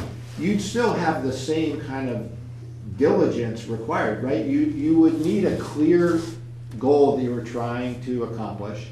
You would need to have had some conversation about what is that gonna look like in a student's day, in a year-long progression of data on, you know, test scores are easy to go to, but let's look at some other measures, like how many of our students are engaged in things outside of the community? How many of them have, you know, failed something and then redone it and been successful? I mean, there are lots of, so there's a lot of conversation about like what information would help us understand if we're actually accomplishing this goal.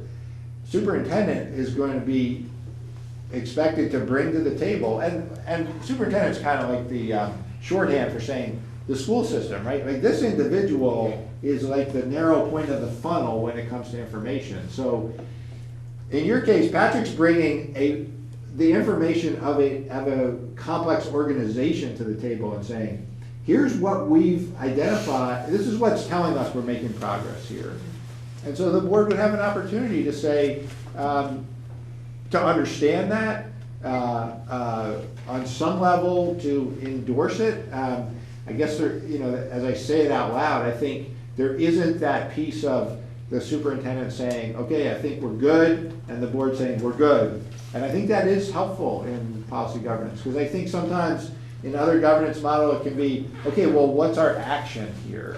And on some level the action should be, we're satisfied with the progress, and we would like to know what's going to come next. Like, how are we going to improve on this going forward?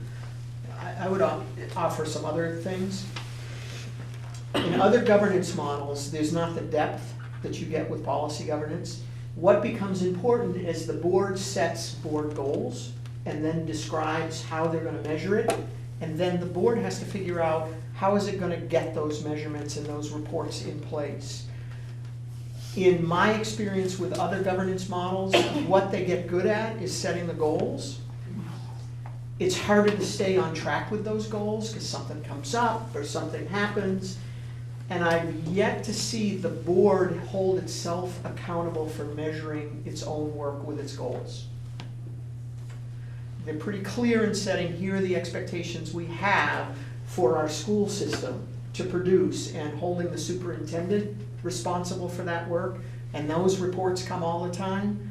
Where I see a gap in some policy, some governance models, we never look at our own behavior and we never look at our own work or set a goal for our own education and then have a way of holding ourselves accountable for that. So if you're going in that model, then one of the things you'd be doing is setting goals, and given those goals, what's the reporting or accountability mechanism we're gonna have? And I see people set goals for the superintendent. I've yet to see any governance model that begins holding the board responsible for achieving its goals. And it gets into operations rather than board work. Okay, we want you to put this reading program in place. So it just, you have to figure out, are we about running the school or are we about governing, and how do we then set goals? And each one is in play throughout the state of Vermont. And it becomes, how do we set goals? How do we hold ourselves accountable for those goals? Because our decisions need to help the superintendent achieve that within the school. And then we have goals around how we govern and how we interact with our community. Thank you, yeah. Allison? So Val and Harry, when we talk about the board's work is to not get into the weeds. Like in our meetings, we're not supposed to get into the weeds, the running of the schools, the management. We've delegated that to the superintendent and we monitor it through the reports. Would you say that it is the board's responsibility, though, to have background work of committees who are involved in those ways of getting the work done, knowing what the assessment data says and how that's taking our district in a positive direction, or the facilities and how that work is getting done to maintain our facilities, to make sure that they're not in disrepair? Is that a fair assumption on my part, that we should actually be having because we really don't have committees. I mean, the ANESU, we don't have committees. So for us, it's one meeting a month, you come, you talk, you're done. There should be some more community engagement, but we're not doing that during our board work. Personally, I feel like we need to be doing more behind the scenes with our communities to get them to know what we're doing and have them involved. So would that be the work then? I think in place for any committees? governance model, the board is going to decide what committees are in place. I would caution that the choice of committees becomes really important. Because if the choice of committees is about the operation of the school, you have effectively created confusion in the system about who makes decisions. So an example, a curriculum and instruction committee at the board, what's that going to mean? Patrick has no responsibility for that. So if you form a committee, you're now responsible for it. So the thoughtfulness around any committee and any governance structure, there needs to be clarity about what the charge of that committee is and what its role is, to allow clarity with what the board work is and what the superintendent's work is. In policy governance, the basic premise is the work is for the board as a whole, unless there's specific tasks. So you will see in many policy governance boards, you'll see a negotiations committee. You'll see a legislative action committee, because there's no confusion about what I need to be advocating at the legislature. I think when you have special situations such as facilities, I think it gets a little more confusing. The board has the ability to do that. The superintendent also has the ability to form committees and ask board members to serve on that, but it's in service to that work. So there are other ways to do it. And I think Don offered earlier that we had some goals, meaning the Policy and Governance Committee. They didn't set them. The Executive Committee board set that. So under any governance model, what you want to do is be clear that you give any committee a charge, you set its a duration for it, it's not a permanent committee of any sort, and you define the work products that come out of it, no matter what model you're doing. And what its relationship is to the board, that it has no decision-making authority. Everything comes to the full board. So that's just general governance, and The bias in policy governance is it's the work of the board as a whole and only special situations go out. And then what you do is your community engagement is around broader topics. You know, you may be doing tours of the facilities. You may be saying, what does a facility need to look like for educating our children in the future? So that would be the policy governance model. So I agree, 100%. And I want to add one other perspective, which is what I hear you saying, and it's what I hear board members all over the state saying, is I would still want to be involved in a meaningful way. And so one of the historical practices we've had is committees that do look at everything from facilities to curriculum to hiring, et cetera. And that is problematic. So I'm not going to repeat any of the things that Val said. But to me, there's a question there, which is, so what do you do with that energy as an individual board member? Because, okay, one of my new case studies is, and Liz was at my training the other night, so you come to the board, you're a new board member, right? This is literally the case study, and your brother, I think it's the brother, is a math teacher in another state, gave you all this great curriculum material that he says is just the most amazing program, and you're psyched, you love it, and I mean, you know, let's just play this out for a moment, right? And your kids were sitting with their uncle and they just seemed to all of a sudden love math like they never had before. I mean, I'm playing it up a little bit here, right? But so you can't, you know, if there's nowhere to go with that as a board member, that's a problem because that's gonna be a frustration. But it's the same deal as the grocery store, right? There's a structure in place. There's a very thoughtful practice that we have. So where could a board member participate in that? That's a broader community engagement conversation that has got to be managed as an organization, because if you start letting individuals, you know, jump onto the curriculum committee in the extreme, or you create your own committee, you create lots of confusion. But on the other hand, if you have all that passion and energy, I think you're setting yourself up for problems if you just put a brick wall in the way. So how do you redirect people? How do you reinforce your systems and structures that exist?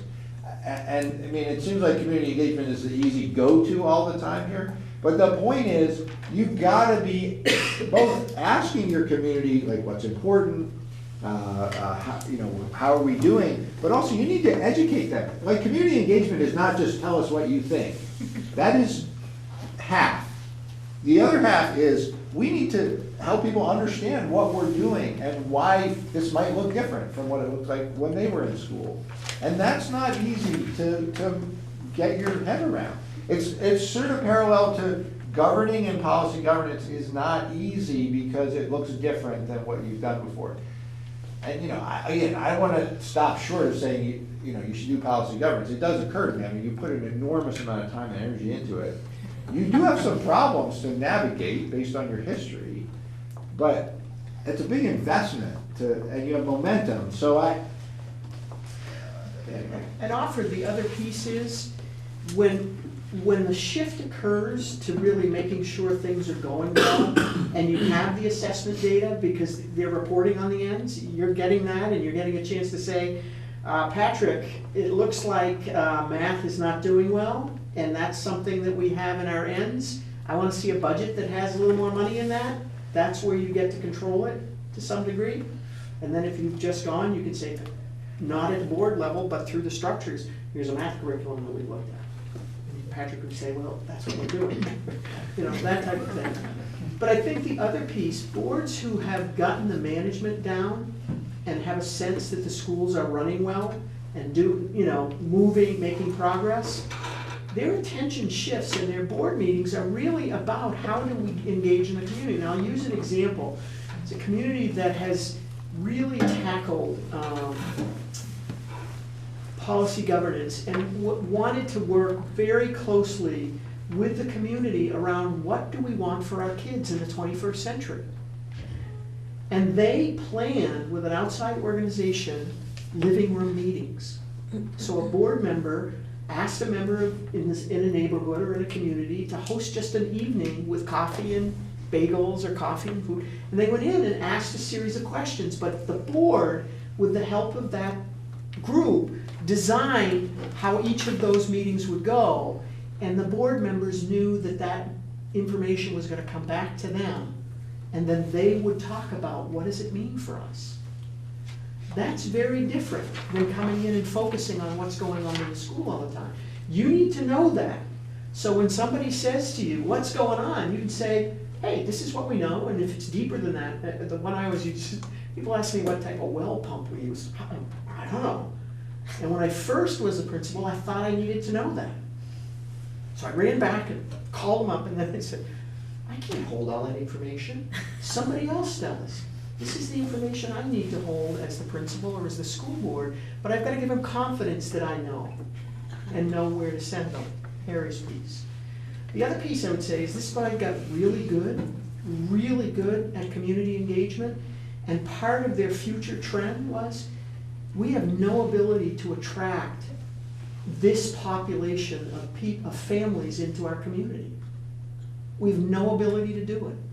We better be meeting with the select board and the planning commission and figure out what's going on that's creating this dynamic in our community that's having this effect on our school. So all of a sudden their movement went from, well, how much money did we spend on the parking lot, to how are we looking at what this school's gonna be like in 10 years because of zoning regulations in our community. It's a different thought process, and that's what board meetings became about. And what they spent time in the board meeting doing is, what are the questions we need to do? How are we going to engage? Who do we need to engage with? Who needs to be at the table? And what are we going to do with that information when it comes back? And what's the impact on our school? So it is a shift not only in how you spend board time, but what you focus on. And what's interesting with this board, they've been in a while and said, we met twice a month and we think we can meet quarterly now. And I said, oh, wait a minute, how are you doing with this? And they said, oh, we're not doing that. Well, their meetings have changed and shifted. And they're spending time outside of board meetings. So they may be meeting twice a month, but their second meeting is not in the school. Their second meeting is in some level of engagement with people in the community. But it's planned, it's part of their work plan, it's thoughtful, you come back and you use it. It isn't random, who did I run into that got my ear? So that's the discipline part of it. And that can be done under any governance model. It can be done under any governance model. Policy governance just gives you a structure to feel Patrick's doing his work and you know what that is. And you don't have to create new ways. But that doesn't serve the need of somebody who really wants to know what's the math curriculum. So if that's the type of work you believe is yours as a board, there'll be tension around that, and you're going to need to figure out what governance model serves best the philosophy you bring in. But any good governance model is gonna send that person, that's not gonna be a board. The math, if you're dealing with math textbooks at the board, then you're not governing. I would offer that also, but I know boards that who choose that is their governance model. And I think that's where, if you look at the essential work of boards, it helps people who are in some other model to begin putting a framework around that. There's some good policies in that, there are good role definitions in it, and there's some good self-assessments in it. So that helps you build that if you want to go in another direction. When you said something earlier about that really resonated with me, and it comes down to the question of, and again, this can happen in any governance model, does the board want to govern or run the schools? Because the conversations you have are different. If it's about running the schools, we're talking about where are we going to locate the dumpster, what's the color going to be on the wall, and every problem that comes about. Personally, I think that's why you hire administrators, to help so that we can do that work for you on a day-to-day basis. Or govern in terms of really helping to move the system toward a desired end. Jen? My guess is what motivates you to be on a board is not to determine where to locate the dumpster. Jen? So I just want to say I have a lot of respect for the work that the Policy and Governance Committee has done. I know they've put a lot of time into reviewing the policies and reviewing how we're working within policy governance. And I have personally seen a significant improvement, certainly in our monitoring reports from that work, and I think in general in how we're working within this model. My sense from the conversation we're having tonight is there's probably some advantages and disadvantages of any governance model that we go forward with. We've already done a whole heck of a lot of work on the one that we have now, which might be a really good reason to continue with that. That said, I know we're not planning to make a decision tonight, but I'm just curious, do we have an idea how do we get from here to making a decision about that?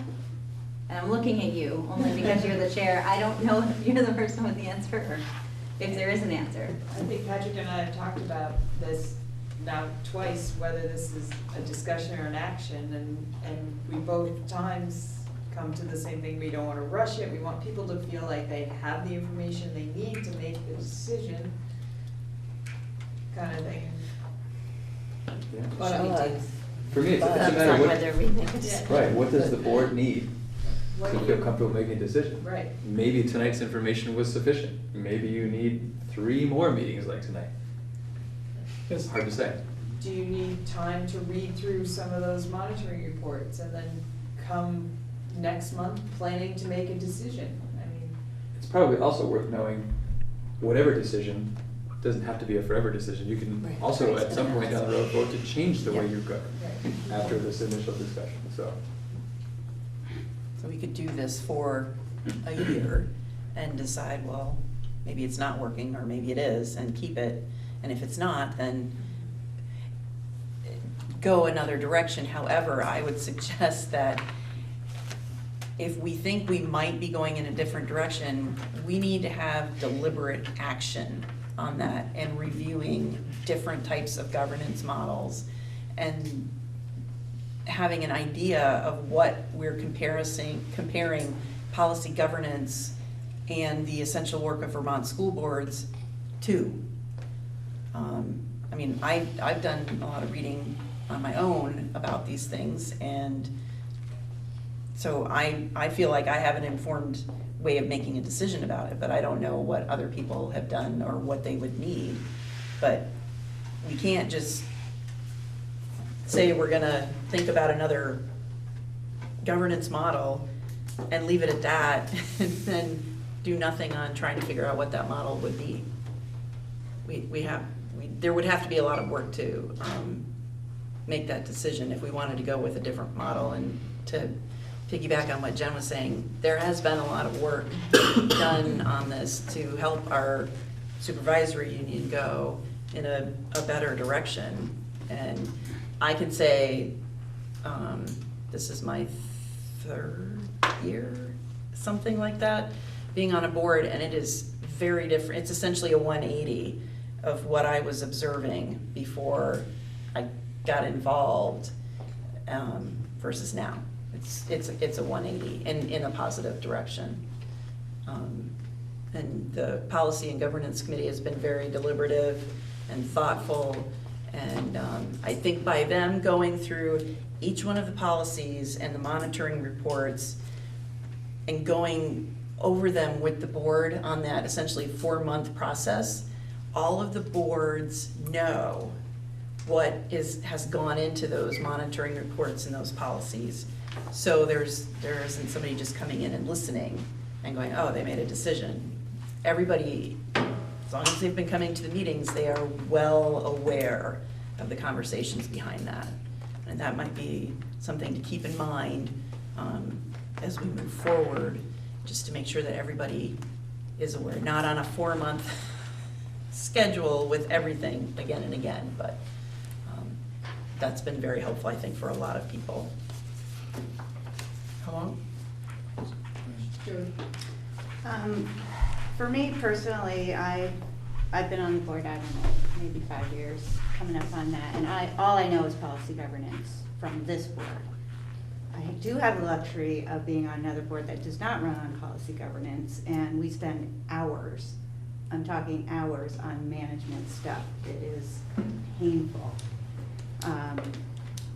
For me, the decision is easy, so I'll vote tonight you all want to. Krista? Yeah, I feel really comfortable with making a decision to continue with policy governance tonight. I appreciate folks new to board work or new to this group. If they're not ready to do that,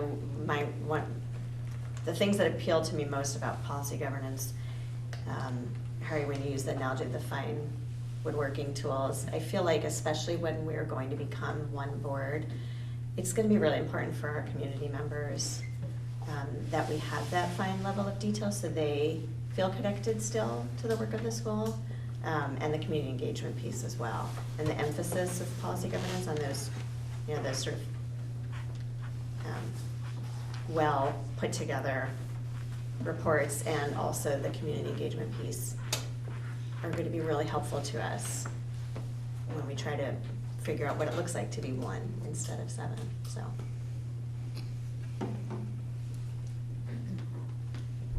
Andrew, did you have something you were? I just sort of echo the same thoughts that unless there's some fundamental flaws with policy governance, it doesn't seem like it's a good idea to reinvent the wheel. Because it sounds like we've got enough to take on already. We've got to get going. Any newer members want to? I'm trying to vote tonight. You Yeah, are? good. Wow. In order to vote, we need a motion to accept a governance process. Julie? I'll make a motion to accept the current policy governance structure in place. Is there a Okay. second? I second.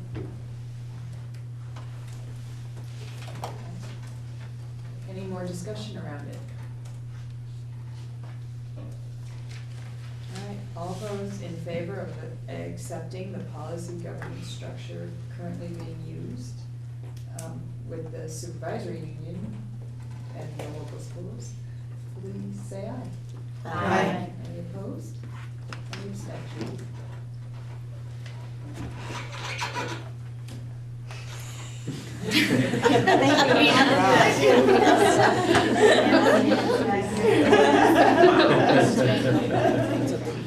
But just, I would say one thing.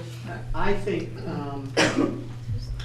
the people who have been engaged in this work have worked unbelievably hard to do 2 things: to rebuild some trust with board members, and have been very thoughtful about a process to do that, and have worked really hard to understand the model.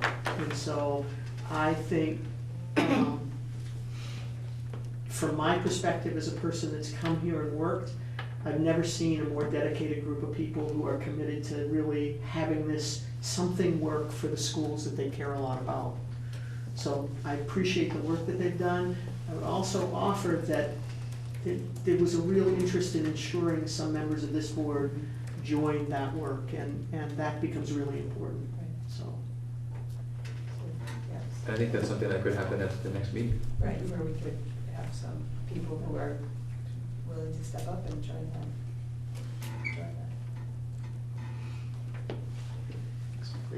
Thank you guys. Thank you. very much. Thank you very much.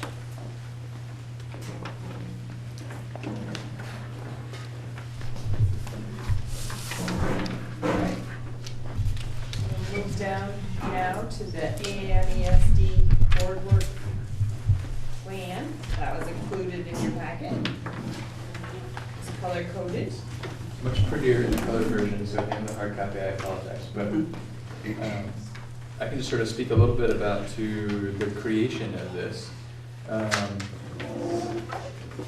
So when we last met, I think Don and I were charged with kind of going and developing some sort of a draft plan for the work that is going to be required to transition to a single board with a single district.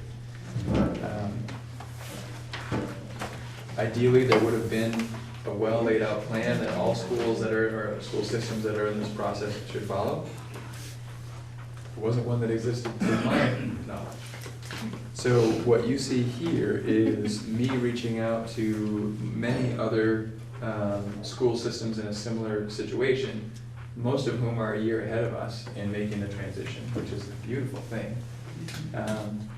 And so I pulled together lots of different plans that other SUs have created to make one that's specific to where we are and reflects what we have done and work that I think is yet to be done. And I think you could probably see in the color coding, and I don't have the color version in front of me, but it sort of shows, at least based on my thinking, what board work is that needs to happen and what management work is that needs to happen. And there are some of these that probably involve both. So I think this helps kind of give a sense of the work that's before us. And rather than really lay it out in a concrete plan on a month-by-month basis or even a meeting-by-meeting basis, to just kind of lay it out as, here's the stuff that has to happen sooner rather than later. So right away after the organizational meeting, which is sort of now. And then the things that should happen within the first 6 months, the first year, and then at some point before we become organized. As a way to just sort of begin to prioritize the work that needs to happen, which can then be taken to the next level and really be built into a meeting-by-meeting plan. Some of the things are already on our agendas, and other things are not. We took care of one tonight. Okay, we have a check. We checked some off our list. Select a governance model. And another really important one is also on the agenda for tonight, which is discussing how we name this new district. But you can see the others, and I'm happy to answer any questions that you may have about these, or if there's something that is on your mind that you don't see on this work plan, I think that's a good conversation to have as well.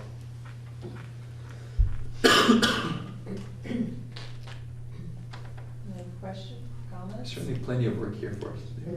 It was really interesting to read through stuff earlier tonight. And you should copyright this, Patrick, Yes. if you just Yes. create a new Oh. thing. Yeah. Charging revenue I can't take credit. streams. Yeah. The structure for this came from Franklin North, West or East, I can't remember. Kevin Dirk is the superintendent there. St. Albans, I can't remember if that's East or West, but the Franklin. So that the structure that they used made the most sense to me in terms of how to organize our work. The information in the boxes is similar in some regards and different in others, but the format was really there, so all credit for them. Jen? So I have to say, when we talked about this last month, I had no idea that you would have something so organized for us, so thank you. So in saying that, I'm gonna ask you, no, so the only thing I was thinking about is, to me, like, sort of, that there's this big milestone of July 1st, 2018, right, when we start operating. So is that at the end of this? Like, the prior to operation, that's, Operation is July 1, 2018. so all of this is before July 1, 2018. So I guess, as far as the 6 months and the 12 cracking. months. 12 months is like getting close. Let's go. Okay. We already have one, right? So if you break them down by month, we're ahead of the curve. Okay. That makes me happy. I put one date on it. Okay. Well, and what's interesting, so I think, so we identified a governance model, we're talking about naming the district tonight, and Val offered some insight as to the role of committees. Right. Yeah. So in a way, some thinking, I'm sure, at least has already begun in terms of what committees do we have. And some of this work is framed by your decision to go with policy governance. Review policies and edit as necessary. You don't even understand the impact that it has if we didn't go with policy governance. Right. We have Now that 10 months blue worth of box. work if we didn't go with policy governance just in doing that. That was probably the biggest reason you saw the Cabbage Patch coming out of Katrina back there.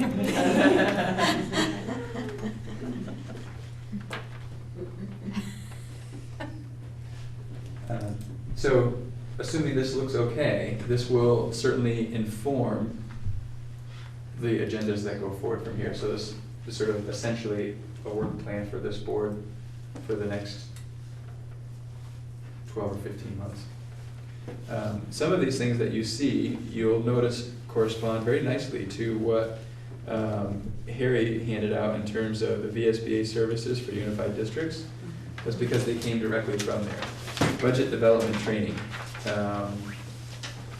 roles and responsibilities training, legal and ethical operations. Those are things that seem very pertinent to the work of this board and great training opportunities. Each of those are, most of them are a couple of hours. There's one that's a 4-hour sort of board retreat kind of training that Harry was referencing. So those are all things that we'll build in. Rather than finding a 4-hour night during the week, during the school year, thinking was maybe we'll look for a summer retreat time to have that more retreat-y kind of 4-hour session. So we'll keep looking at this to build those opportunities in.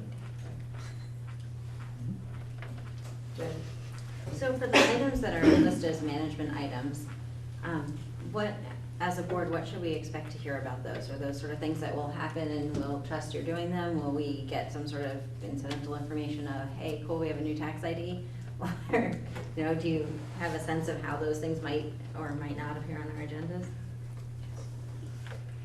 My sense is it could go either way. I would be totally comfortable just you knowing that's the work we're doing and we get it done. I think there's enough work here. What I think what tends to happen is what is intended to be an update turns into a conversation that takes 30 or 40 minutes of time that it didn't necessarily need to take. And given the work that this board actually does have to do, maybe it's best to just know this is the work that's going to be happening, and this plan may change. And if there are things that that come up along the way that really seem important for you to know, we'll certainly be communicating, but otherwise we'll just kind of get it done. Are there things in the business side that are dependent on us doing things on our side? Like, do we have to have the name before you can get a tax ID or something like that? Insurance. Yeah. There are a few of these things that are dependent upon some steps. Yeah. So that mostly it's the name. The name is the name, right, Howard? Yep. He's been good. He hasn't been out here in a while. But I can just see he's waiting. But It drives everything. We can't really become official, even begin the process of becoming official until we know what it's going to be named, and then everything can flow. So that's big. If there are other gating items that we have to get done in order for you guys to get yours business side stuff done, the earlier we know about that, the better. You'll see those items sooner on your agendas. Could we add an update to our consent agenda where you just put it in our packet and we see it kind of like a pay order? So, we just see ensure that new has adequate insurance coverage. Date that it happened, maybe, something like that. And then we can just approve it with the consent agenda. And if, that way we don't have to discuss it. We've already looked at it before. We know it's coming down the road and we are trusting that you're doing it. And we could, so this document is also shared with you. There's a way, and because it's through Google, we could sort of update this along the way. Shade things a different color, or put a big check or an X or something in it, and that almost operates as a checklist, or checklist. And there may be something here that we don't know we have to do yet, and we can always add that as we become aware of it. I don't want to micromanage, and I am trusting that you're going to do it, but for me anyway, it's helpful to know that at least something that you're planning on accomplishing has been accomplished, so I can let that go and not have to worry about it anymore. So that would be helpful to know. So first, sort of attempt at policy governance or governing as a body. So right now, I know that's Allison's interest. Allison is a single board member. The board speaks with a single voice. Right, so the board wants this to become a board action. The board needs to make a motion to direct it, to direct the superintendent to do that. And the other piece that's really logistically helpful, especially, so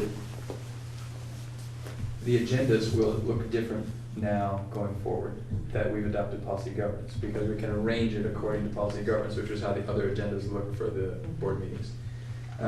One of those things is, and I think it's set up this way already for this board, but the action taken. So having that section where all of the motions, which are the official action of the board, which direct me typically to do something, are in that one column. So after these meetings happen, I have a to-do list that can be created from that, rather than looking through minutes and trying to get a sense of what was the will of the board. Somebody thought it was an idea. That can get kind of confusing.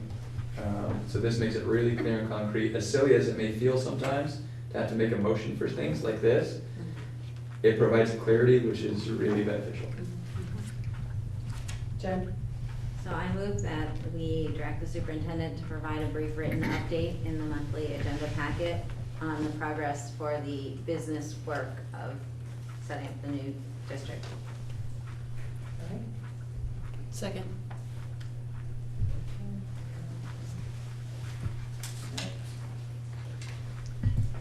Any discussion? Krista? I just want to make sure it would not be too onerous to do that. I think we, especially if a checklist sort of thing adapted from the work plan that you're looking at Okay. suffices, Okay. that's not a problem at all. Okay, cool. And if that ends up not working and it seems like you need a little bit more, we can sort of, it can evolve as we go forward to try and make sure that it's doable, but also informative. And you had mentioned using this as sort of a running document, so editing it and adding things in as we sort of progress and realize that we haven't thought of everything. Yeah. And would that be included, I mean, would that cover it, or is that something different? Like than what we're talking about right now? Because I know you're talking about putting it in the packet, but would you still be treating this as a running document like you had mentioned, or would it sort of not? Because I know you had talked about sort of going in and updating it Sure. as it went, and I wasn't sure if that was just a idea or if that was a. So I'm thinking by the motion that's directing you to update, to give a progress report, you determine how that progress report is done. So he And then- may decide Right. to do a live thing that changes regularly. And then you can tell me if you like it or not. Right. Yeah. All right, Shauna, can you read back the motion? I would direct the superintendent to provide an update to the monthly report on the scheduled work. Okay. Is that clear enough, or do you want to say Exactly. something? Yeah, I think the only thing, I was talking about the business work. That was with the word. And it's only important because some of the stuff is board work and some is business work.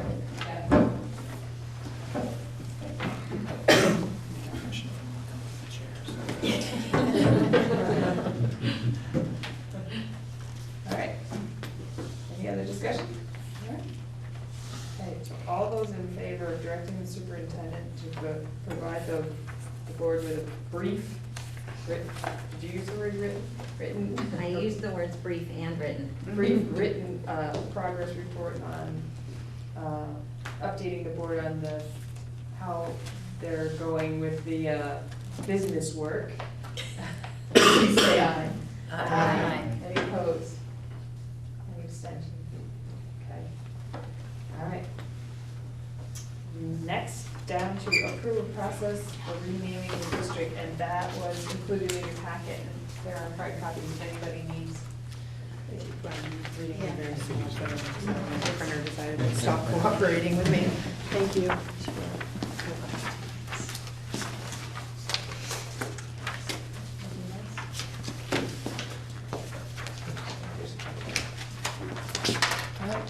So Jody, I'll let you go. Go for it. All right, so Jen Stanley and Liz Sayre and I were on the renaming committee, and we met on April 9th to discuss the plan and process that we have in mind. Our plan is to do a Survey Monkey, and Jen's already actually pulled it together to send out to everybody. We're hoping to send it, in the front porch forums. We're gonna ask for Patrick's help tonight, getting it on our website, Facebook pages, as well as communicating with the local principals at all the elementary schools, because we feel it's very important that they be included in this process, including the students. Even if they're in kindergarten, we would like their suggestions or ideas if they have any. So with Patrick's help, we're planning on sending the Survey Monkey blast out tomorrow, hopefully. Patrick, also, we were wondering about the elderly community or those that aren't socially connected, if it's possible that we could put the SU phone number on our link for those who want to just call and say, hey, this is what I think. And think about that. Because none of us wanted to offer up our phone number. So the plan is to get this link out tomorrow, yes, with a couple of week deadline. We're going to have another meeting on May 9th. I'm just trying to make sure that's in the minutes so Karen can do her thing. We're going to meet again on May 9th to go over all the survey results we get. If it's an overwhelming response of one name or another, I think we're probably just going to agree on that name. If we find that there's a couple that are close, or we thought about sending out another Survey Monkey with just those options. And of course, that process can change if you all have any other suggestions. Our goal is to get this name to the next board meeting on the 23rd. That's our goal. So even with the 2 Survey Monkeys going out, we still think we can reach that goal to get any suggestion at our next meeting. Jen, Liz, did I forget anything? Feel free to jump in. It's good if the phone number doesn't work, perhaps even, because the Addison Independent was an idea. A lot of people that aren't socially connected definitely read the newspaper every day. Maybe they could, even if because I heard about a postcard option that happened one time, but it was expensive. People might put a stamp on it and just send in. Maybe they could mail in an idea if they had something, or so thered be no cost as well. Could we offer like a box at the town clerk's offices or box at something the town with clerk's. So we talked about this for a while in our meeting, and we went through this with the Act 46 committee. And we did what we did for the Act 46 committee is we did a mailing, and we had, our surveys were also available on paper in lots of locations. We had them, I think, at 3 locations in every town, and we did a postcard mailing. I think we got like 3 paper surveys back total. Like, people really didn't take advantage of it. To me, I think part of the reason that I'd like to offer something is because we do believe the Addison Independent will run at least something about this. And so if you're reading the newspaper and you're not gonna go online and do a Survey Monkey, is there something that we could offer as a way you can still have input? My gut is that we are probably not gonna get a whole lot of input by these other channels, but it would make me feel like we were being more inclusive if we were able to offer something to someone who's maybe not gonna go online.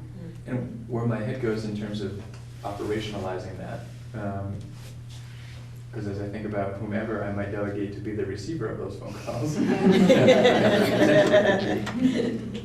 it could be possible, we could talk with IT about this, setting up a voice mailbox. Yeah. So it's not a live person, but they can call and leave messages, and then we could provide access to the 3 of you or whomever's on that committee to listen to those and capture that. As long as not having a live person on the other end is acceptable, my guess is we could pull something off like that. Yeah, the goal is just really to be like, this is how community oriented this committee will be. That's what we want to say is, here we are, we want your opinion, and kind of just to move it in that direction of, so it might seem extreme to reach out that far to but it's really gonna, I hope, set the right tone. And also, just part of the Survey Monkey, the 4 name options, these are 4 name options that we came up with as a group, just to kind of start people thinking about different names. We could go with the Addison Northeast Unified, that's what the Southeast is doing, but do we really want to do that? we have the opportunity to change our name to anything we want, really, and so we will have an other section in the SurveyMonkey for people to put their own names in and to give us some ideas, because we feel these 5 towns are so rich with history that we don't even really know. I mean, we came up with Pocock, obviously that won't work, but, you know, there's names like that within all the communities that we want to know and hear and think about. You know, we came up with the Green Mountain Unified District. I mean, it's a Green Mountain state. Who wouldn't want to grab that name right off the bat? What great marketing for our school, right? That's my opinion, anyway. So feel free, I mean, these are the 4 names that we're gonna put on the SurveyMonkey with another option. If you feel there's another name you would like on here, we're open for suggestions. We'll add more, we'll take some off. We're looking to you as our board members to help us with the naming convention, so to speak. We're not married to these names, but these were what we kind of came up with. And I just want to mention how glad that I am that we are doing this, because we, a few of us went to a consortium meeting, and Addison Northwest was asked why they picked Addison Northwest, and Joanne Canning said it was a missed opportunity. And Peter Burrows from Addison Central said the exact same thing on a screening committee meeting for the Hannaford board. It just happened to come up randomly on something else, and he said he wishes they had done it differently. So this is awesome. This is exactly what we need to do to show our communities that this board as a whole, not just the committee, but the board as a whole, is very committed to community engagement and wanting to get them as involved as we possibly can. So that's our proposal and our plan, and I guess you can take it from there. I think Patrick? one piece that will be important toward the end of the process is there'll need to be some sort of a vetting process. So, for example, the Green Mountain Unified School District is close to the name of a district that already exists. So we're going to want to do some cross-checking wherever this ends up to make sure that whatever name we choose is okay. And then very quickly, we're going to want to get a website domain name and try to get some of that stuff taken care of. And I believe we could maybe start that vetting process after we meet on the 9th and go over some results. We may even have a name. And we may even want to just think about, we as a group may not know all the names that are out there, so to even be thinking about who are our points of contact that might be good at helping us out. So I don't know about the VSBA or what resources are available to us to make sure that whatever name we're going toward is an okay name to be going with. Sarah? This is totally random, but the stats math person in me is thinking if no offense to the Green Mountain one, but if that one isn't a chosen one and the other 3 are kind of even, the bottom or the middle 2 sound a lot alike, so it's hard to exactly know what, if that's actually a preference. I don't know, I look at it and They're they're really similar. Right. One piece of information that I'll share is when I saw it, a former board member on the Mount Abraham board dropped off a box of information when Mount Abraham was built. And I swear that one of the names Mount Abraham was considering had Green Mountain in it. In all that paperwork that I read through, there were a list of names they were considering for Mount Abraham. And I swear there was something with Green Mountain, there was Deerly, something with Deerly, and something with Green Mountain. But there was a whole list of back then of what they were considering for that.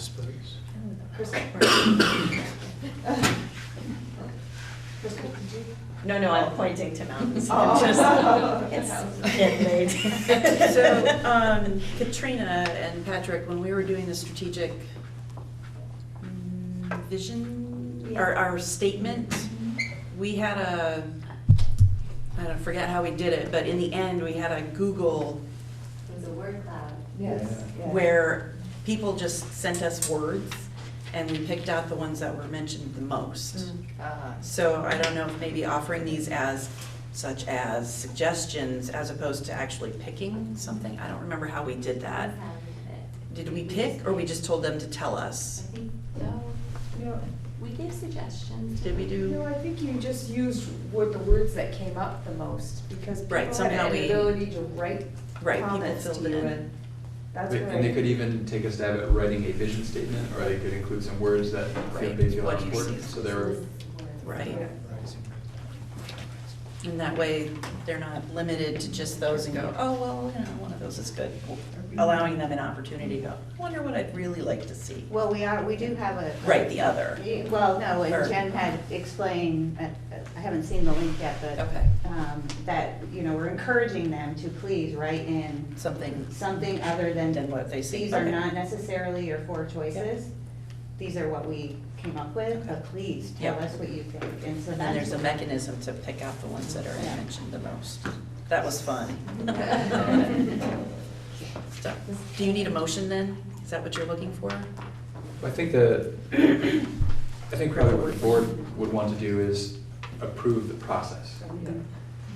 Something I'm wondering about, given what you were just saying, that your intent is, like, it sounds like your hope is everybody writes in an idea they have about what a name could be, is that? Mhm. We're kind of hoping for that, yeah. So if that's true, what you might do is share the names of other districts that have already named, because you have a range there. You have the sort of blah, ho-hum, Addison Yep. Northwest School District, Addison Central Yep. School District. Maple Run. But then you have Maple Run. you Slate have- Valley. Champlain Valley. Yeah, so, Champlain Valley. so there's an Champlain interesting sort of Highlands. range of approaches Mhm. of actual names that have been adopted. And you could say, here's what some other places have done. And I think that, so when you look at the Maple Runs and you look at Slate Valley, that gets people thinking differently about what could be in a name. Mhm. And that, then just sort of let that happen in terms of them taking a stab at what they would name the district. And then that word cloud becomes really powerful because you have a lot of words to choose from and see what kind of themes might present themselves. Yeah, I think that was our hope with giving some suggestions, was that they would see the different, not the 2 middle ones, but the others, and think outside the box a little bit. That's kind of what we were hoping with those, but yeah, your point is well taken. I think, Jen is my survey monkey girl, she did that, so, if she can do that, or add it to the link, I think it's a great idea. So we can certainly either add it into the announcement, or there's like in SurveyMonkey, you can put a little paragraph at the top, so you could certainly give some ideas. I guess what I'm not clear, I think what I'm hearing Patrick say is maybe that we don't put these. That maybe it's just a write in your idea as opposed to. Choosing which one you like the best, right? And that's, it's a matter of what your interest is in drawing out for the community, because they're 2 very different options. And so the process is, once those are submitted, then we're picking from those? Or those are whoever picks the most, that's the choice? And therein lies the question. Because I can see, like, if people start writing in, there's gonna be some great names. One person voted for that one and this one and that one. We're not gonna see maybe a consensus as to. So would you still do the 2 survey monkeys? So the first one to send out, and I mean, I feel like if you're going to have some people who come up with very similar names or names that are sort of in that same thread, and so could you use your second survey monkey to send out, here's what we got, here's the top, 5 hits, and have people vote on it? And that's exactly how we did it with the vision that you mentioned before. We first got a sense from folks what's important. Use that information to create a few drafts, then send the drafts out to say, this is what we heard in the input. Of these, which ones sort of capture what is most important the best way? And then we use that information to determine the actual vision. Yeah, well, just as a point of where we are in the meeting, we are at our end time, and I don't want to go too much past our end time, but we have a couple more things that we have to get through, so.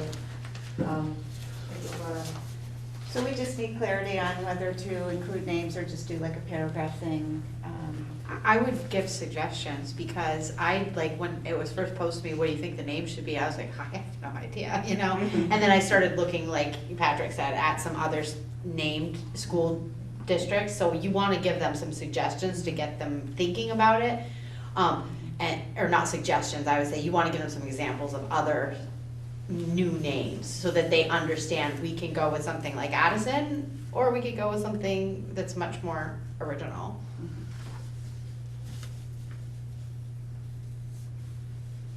I do think we need a clear understanding, though, of whether there is a desire for the survey to provide names that you can vote on in the first time. So within our discussion, the idea was, you know, it might be that 95% of people think the Mount Abraham Unified School District is really good, and we get some other ideas, but like, everybody liked that. Or it might be that it's really split and we get 25 really cool ideas, and that's why we left kind of the placeholder for the second one. I imagine you'll probably get a different quality of input on the first one. You know, if you leave it blank, then if you're gonna respond to the survey, you have to come up with your own idea. You can't just sort of pick one of the defaults. I see what you're saying. So I think it will be a different kind of input, and we can do the survey either way, but we need to know what this board would like. Eric? I'd like to see the first Survey Monkey go out with the examples from other districts and just have them put in names so that we get a list of names. And then the second Survey Monkey would be without a choice of adding your own name, but just picking from the names that we put into the list. I'm seeing a lot of nods around the table, so is that? Joe? I just think we need to make it clear, Jen, that these names, the names that are already named school districts are already taken, like, they can't vote. Yeah, no, it won't be like an option choice. Right. So, Run is gone, sorry. so I do want to say, as a point of order, right, the committee made a recommendation of what the process would be, so it sounds like this board has a different idea about the process, so I hope that the motion will be clear in defining what that process is. And then the second piece that I think should also be clarified is that our naming committee expected for our naming committee to review that input and to put out the second survey based on that, and that the findings of the second survey would be what would come back in front of this board at the next meeting. Yes. Yes. You're still nodding, okay? Yes. There was just a, we will look at the names, and I just wanted to make sure that was clear. Which we. All right. So we need a motion. Is the motion to just accept the renaming committees? Well, no. No, we have to modify it, right? We modified it, so, Okay. I think the motion would be to approve the process for renaming the district that gives examples of names already in use to gather information about a possible name. And then the process would continue the rest of the way, where you put the second survey out and you gather, based on the information you got from the first survey, you gather more information on the second survey and choose the winner. I so move. Well stated. Oh, very. Second. Who's second? Chris? I did. Did you get all that? Yeah, did you get all that, Sean? I got it. Awesome. Could you read it back? Barry will read I it did for you. not. As my eyes are starting to circle up. You want me to read it? Yes, please. Approve the process for renaming the district that gives examples of names already in use and not give particular choices. Yeah, and then the rest of the process will continue as you outlined it, where you gather the information from the first part. I got that too. All right. So all those in favor of that motion, please say Aye. aye. Aye. Any opposed? Any abstention? All right, that one. Okay. All right. Yes. I'm sorry. Yes. I know you want to move to the next thing. I just want to be clear that our plan did include working with the superintendent around much of the posting and announcing. We're good to do that? Yes. Okay. I just wanted to make sure that if we needed the board to have a decision about that or anything, any kind of authorization, I don't want to be overstepping. I just think it's our role to support you in that work that the board has already charged you with. Okay. And that would include all the elementary students. however, like Dora would want to I would just say whatever- disseminate that within her school. Whatever it is you need, if you can put that in an email to me, and then I can work with folks to make sure that happens in whatever way it needs to happen. Perfect. And that can include posting to Front Porch Forum, to the website, to Facebook. Yep. If you can include the phone piece, that'll just be a reminder to me to be looking at, can we create the voicemail? I keep looking at Katrina because she oversees the tech department, so Email the inquiry already. look at that. Okay, all right. Dawn, I'd just like to say thank you to Jen, Jody, and Liz for doing this and creating a process that is very inclusive for our communities. Thank you. Appreciate it. This may be the most exciting thing you get to do. Yeah, I know. Good. All right. So the next item is contract negotiations and the duration of the agreement. It's sort of a continuation from the conversation from last meeting. Part of to-do for me from the last meeting was to investigate what role could or should this board play in terms of ratifying a contract that you would inherit, because the conversation was around a 1 year versus a 2 year.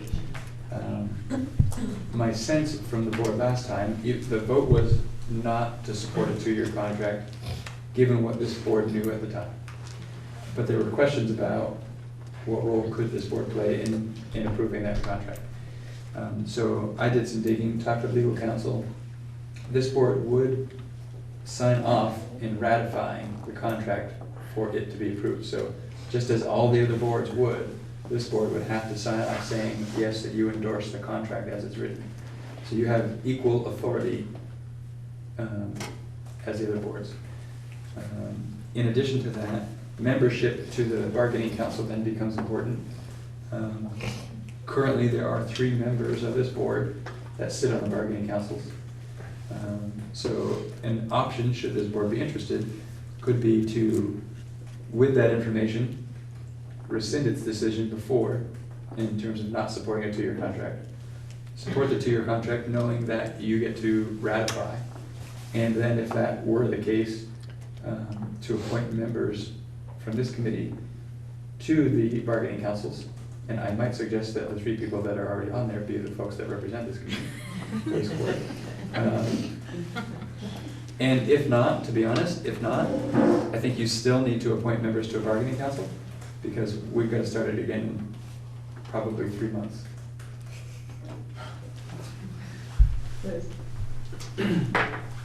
Okay, so we're not active until 2018, correct? So the negotiations being done now are for sure gonna be from 2017 to 2018. If we're active in 2018, that's when we would start bargaining, but you're saying that's not the case, so we're involved right now, like we're already a part of that team. And I remember talking about it before, and the people doing the negotiations need to know whether they're thinking about it in terms of 1 year or 2 year. And I heard at the, is it executive board meeting, where all the local boards have a representative? Yeah,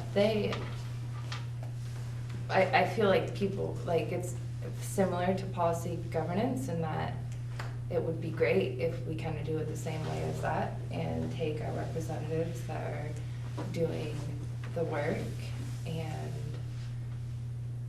go with the 2 year, because even if it just doesn't, I can't see how anything other than 2 year would even be possible, really.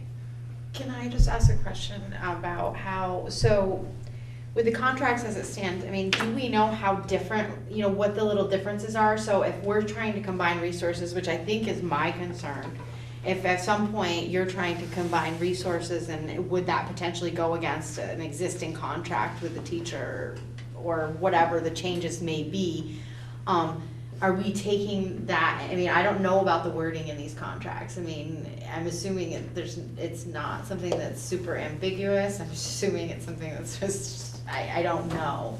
So you're one of the people, Ann, that's the only reason I'm looking at you, because you're on that bargaining council, correct?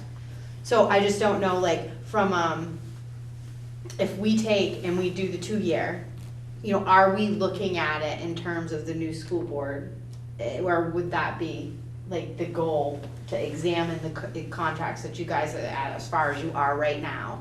You know, examine all of those terms and say, yes, I don't see any problems with if we were to make changes. You know what I'm saying? And I would say by doing the 2-year contract and possibly having the 3 of us, Krista, myself, and Dawn, serve as the representatives for this board on the bargaining council, understand that this board's interests are being served. Right. And so whatever decisions get made, we're a part of that process.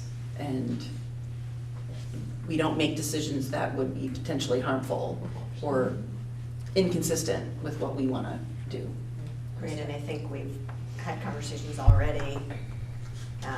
Staff and board are aware that we're moving to 1, and so talking about what that looks like in terms of bargaining units and, yeah. It's interesting because in some ways the conversation has felt restrictive to only think of it as a 1-year contract.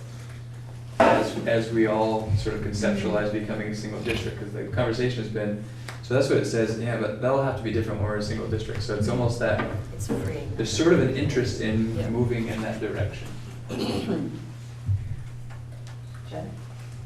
Can you help me with my Robert's rules? Do we have to do a motion for reconsideration, or can we just make a new motion? It's easier if you just make a motion than to rescind, but you can just make a new motion. It would end the motion of the last meeting. So I would like to make a motion. All right. I'm not sure if I'm gonna word it right, so you can help me. Shauna's We gonna can- capture it. We can revise as needed, but that this board agree to pursue a 2-year agreement during the current negotiation cycle. I'll second that. Take your pick. Yeah. Okay. Any discussion? Are we gonna do then a separate motion? Yeah, the next item would be Yep, got it. appointing Yep, representatives. reps. So this is just The 2-year part. the duration. Andrew? So there was a conversation last time about like seniority and how that's looked at in the current contract versus with the new contract with this board. Is that somehow resolved, or is that still an issue? Well, We now know we will need to resolve it. right, it will need to be, and there are some mechanisms in place already that address seniority, because when we move special education from the individual schools to under the SU umbrella, we have a letter of understanding with the staff about how it's happening. So it's sort of like, we don't have to reinvent the wheel, it's sort of done already. We have guidelines about how all those individuals out in their individual schools that came under the SU roof how they dealt with seniority and those kind of things. So we're thinking about it. We've done it in a smaller version kind of thing, so it's not new to us. So largely the contract would be written with one unification in mind, so really that's understood and there aren't going to be any sort of unintended consequences for us later on, hopefully. There shouldn't be. I mean, We try to anticipate any of that, and certain things. So take bumping for example. The first year of this contract, probably pre-existing bumping language remains, and for the second year of the contract, the new version of bumping would need to happen. So that because we aren't a single district next year, we can't enforce the bumping that would be in place when we are a single district. So we would have language that sort of spells out year 1 of this contract, here's what's in place, year 2 of this contract, here's what's in place. Yeah, and we've done that on other items in the past. So there are ways of making sure Yes, it's there are. works, There are like, ways. contractually. All right. Jen? And I know I wasn't the only one who had concerns last meeting, but I know I spoke a lot at the last meeting, and so I personally was really concerned that this board wasn't gonna be directly represented, and that we wouldn't be ratifying, so the fact that that has changed since last meeting helps me feel much more comfortable. I have no distrust of the folks on that committee, but knowing that, you know, that bargaining council work would consider the needs of the unified district, I think it makes a lot of sense to go forward with a 2-year. Any other comments? All right, I'm gonna try, Sean, if I'm way off, tell me.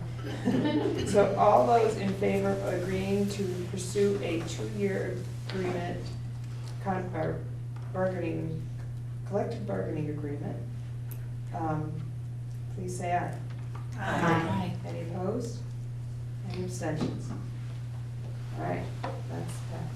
Then the next thing we do, we need to appoint members, and as Patrick has said, there are 3 existing members right now. Jody? I'll make a motion to appoint Dawn and Krista and Allison to the bargaining council. Erin? Second, I'm sorry. Erin. Thank you. All right. Any other discussion? Jen? Are Dawn, Krista, and Allison willing to represent this board on the bargaining council? We're gonna be, yes. All right, any other questions? All right, all those in favor of Krista, Allison, and myself representing the SD board on the bargaining council, please say aye. Aye. Any opposed? Any abstentions? All right. We do not need. Just really quickly, I wanted to thank you guys.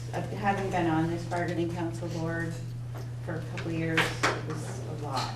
So thank you all for taking my spot. You can keep your seat warm. Yeah, I know. 3 months. Okay, we don't have a need for an executive session. And so that moves us down to board self-evaluation, and at the last meeting, the direction I got was to grab 3 or 4 questions to sort of direct us to see, you know, to see what we're doing. So that was included in the packet, so we can do it on paper. So what was the level of engagement for all board members? And our choices are high or low, and you can offer any comments, so. What do you think? Let's say hi. I would agree. Any comments to include? All right. Was the agenda followed? Yes or no? Yes. All right. Any comments for that? What went well with the meeting? Cake.